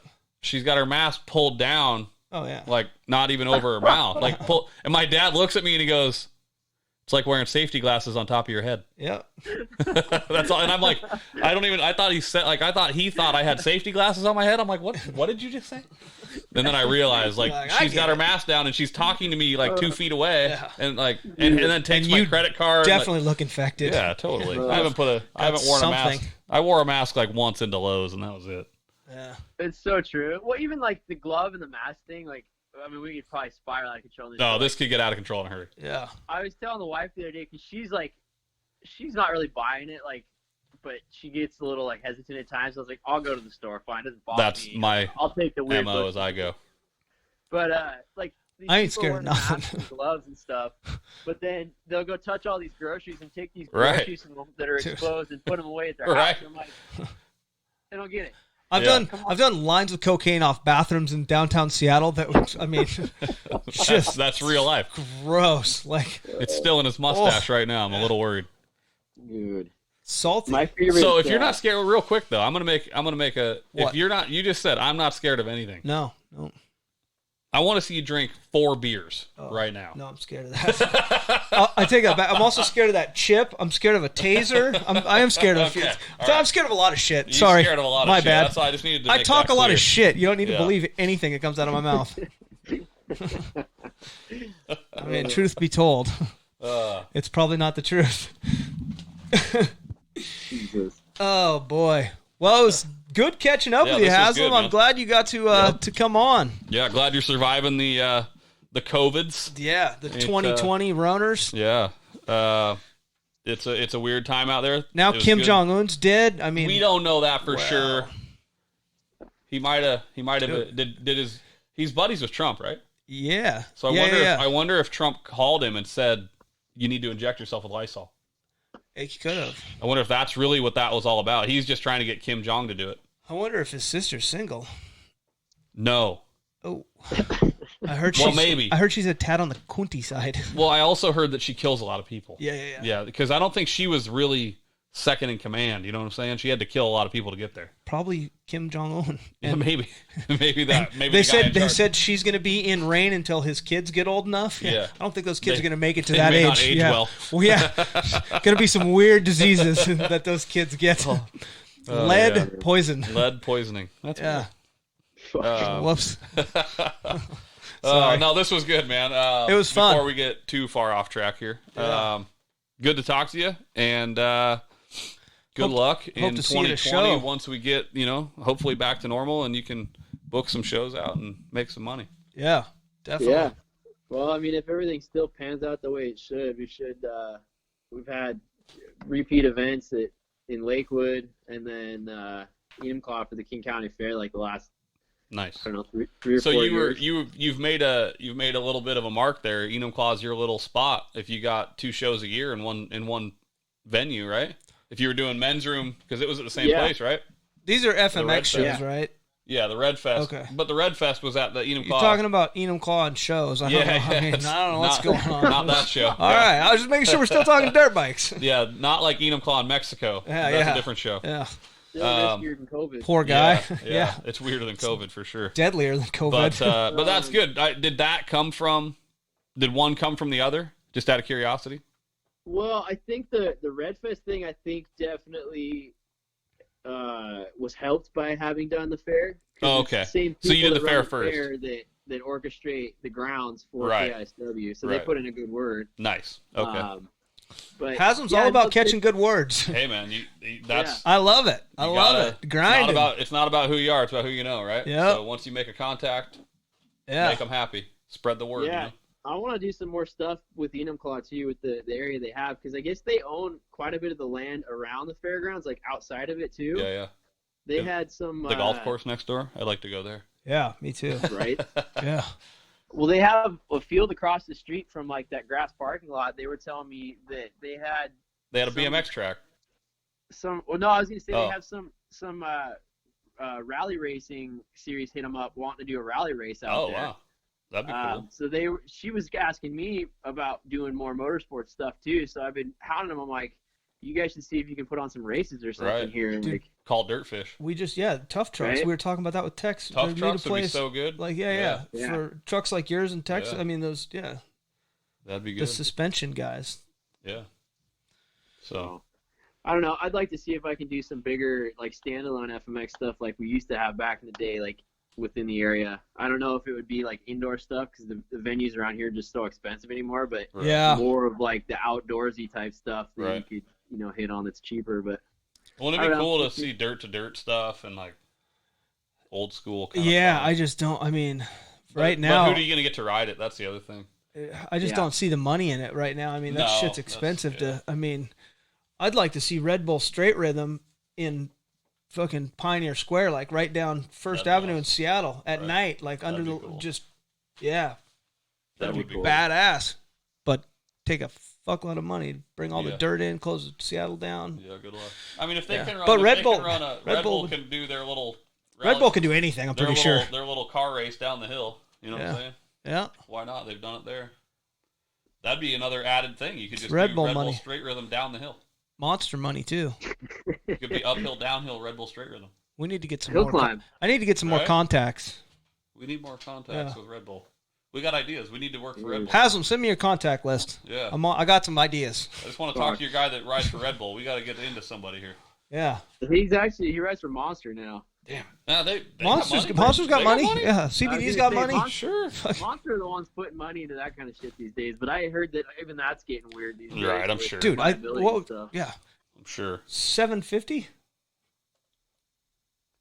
Probably not anymore. Pretty sure that's what Cape's got in 1 year. That's what he claimed. Yeah. Hey, that was big numbers. Yeah. It's a lot of money. And he said that was like the year he did the least number of jumps because he had already made. He kind of made it at that point. That's crazy. That's crazy. That's real. Dude, if I that's got crazy. A contract like that 1 year, I would make that like basically be the rest of my life. Yeah. But again, the problem is he had started out. It was like 75, 150, 300. It's just getting better and better and better and better. So you don't look at it like this is it. Yeah. And I got to make this last. Yeah. You just start to live a lifestyle like it's never going to end. Unfortunately, that's how easy it is to lose it, It is weird. It happens a lot to people. People that win the lottery, people that win, people all sorts of sports. And then you're at the methadone clinic. Money's a motherfucker. Meeting buddies. Hey, fancy to see you Jimbo, here. what's happening? Scrapies. Yeah, so. Can I cut in line up there? I'm Jones a little this morning. Well, yeah. I need that. Yeah. Hey, buddy, let me get up there. Dude, the lines at those places, serious. Fucking people, like, fight. Like, there's people that get there, like, 4 hours early just to wait in line. It's because they need their fix. Yeah, I needed my fix, too, but I wasn't. They're trying to get a fix. That's why they're there. Yeah. Weird. It's weird. I'm a lazy drug addict, I guess. Well, we should try and do this again sometime. And maybe, since I'm more local to your guys' area too, maybe there's a chance we could do like a live one at an event or something. Yeah, for sure. That'd be cool, yeah. Or even just in studio or do something, Yeah, for sure. Yeah, it was good getting in touch with you. So yeah. I will keep you updated. Like I say, I had a little computer issue last week, and now I've got some work to do this week to get this thing up and going. And I've ran into a couple problems. So I want to say real quick too. Oh dear. No, let's wrap it up. Oh, now I have to know. No, we will. No, I like. Oh. It was good talking to you. Shit. Let's we'll do it again sometime. How's that? Oh no. Thanks for coming on the show. I don't know what's happening. Who do you want to thank before we end this podcast? God. You're talking to me? Yes. I don't know who he's talking to at this point. Who do you want to thank before the end of the podcast? Well, obviously, you guys for having me on. Hey, you're the first guy that's done that. Yeah, well, yeah. Honestly, I wasn't really sure what to expect when we're gonna send you a bill. Realistically, yeah. And now we're into hour 3, pretty much, and we only do 5-hour increments. So might as well keep talking now, I guess. No, yeah, seriously though, like I think it's just cool. Like I'm definitely gonna have to tune in when you guys go live with all this and check them all out, especially hitting like some Northwest people too and getting their perspective on it all. But obviously like sponsors too, like CBDMD, Fly Racing, Kicker, Modus, they're huge. And then it kind of trickles down from there. Did you want to thank Suzuki? yeah. Maybe when Suzuki gets electric start bikes, if that ever happens. Amen. Do they have fuel injection yet? They were actually the first 450 with the fuel injection. Shut the front door. They were. Wow. How'd they stumble upon that? Motors, didn't they? Huh? I said I think that first year they had a bunch of grenaded motors and had to warranty the whole thing. I don't know, but I know that they came out with it first. This is going to keep everybody happy for 62 years. We don't need to do anything else. I will say it is kind of nice up until the last couple of years when you had a bike that was, whether it was 10 years old or current, you could get the same parts and they all bolt up. Right. Yeah. It's like a Chevy 350. Or a prostitute on a less bulletproof. Yeah. I almost have to look over at my bike right now to see the sponsors. They're so bad at it. That's okay. You haven't been riding. You're not practicing. Yeah, we're on microphone. Lockdown. Yeah, this is Duval. You got the sweatshirt on. Duval. Yeah, I saw that. Duval. There's no U at the beginning of that. Duval is a city. They've helped me out with some stuff for X Games, like trying to build some custom weird little parts. That's good. Yeah, stuff. That's cool. Custom parts are cool. I guess that's kind of the main of it. Fusion's helped me out this year with graphics. That's cool to be repping another Northwest company. Yep. RMR Suspension, they're somewhat local. They're up in Abbotsford, so. Oh, okay. So friendly neighbors to the north. Right. Guts Racing, Precision Stabilizers. I like it. FMF. That's the main of it, man. All right. Well, good. It was good to talk to you, man. Yeah. We'll do it again sometime. We'll touch base soon. Yeah. All right.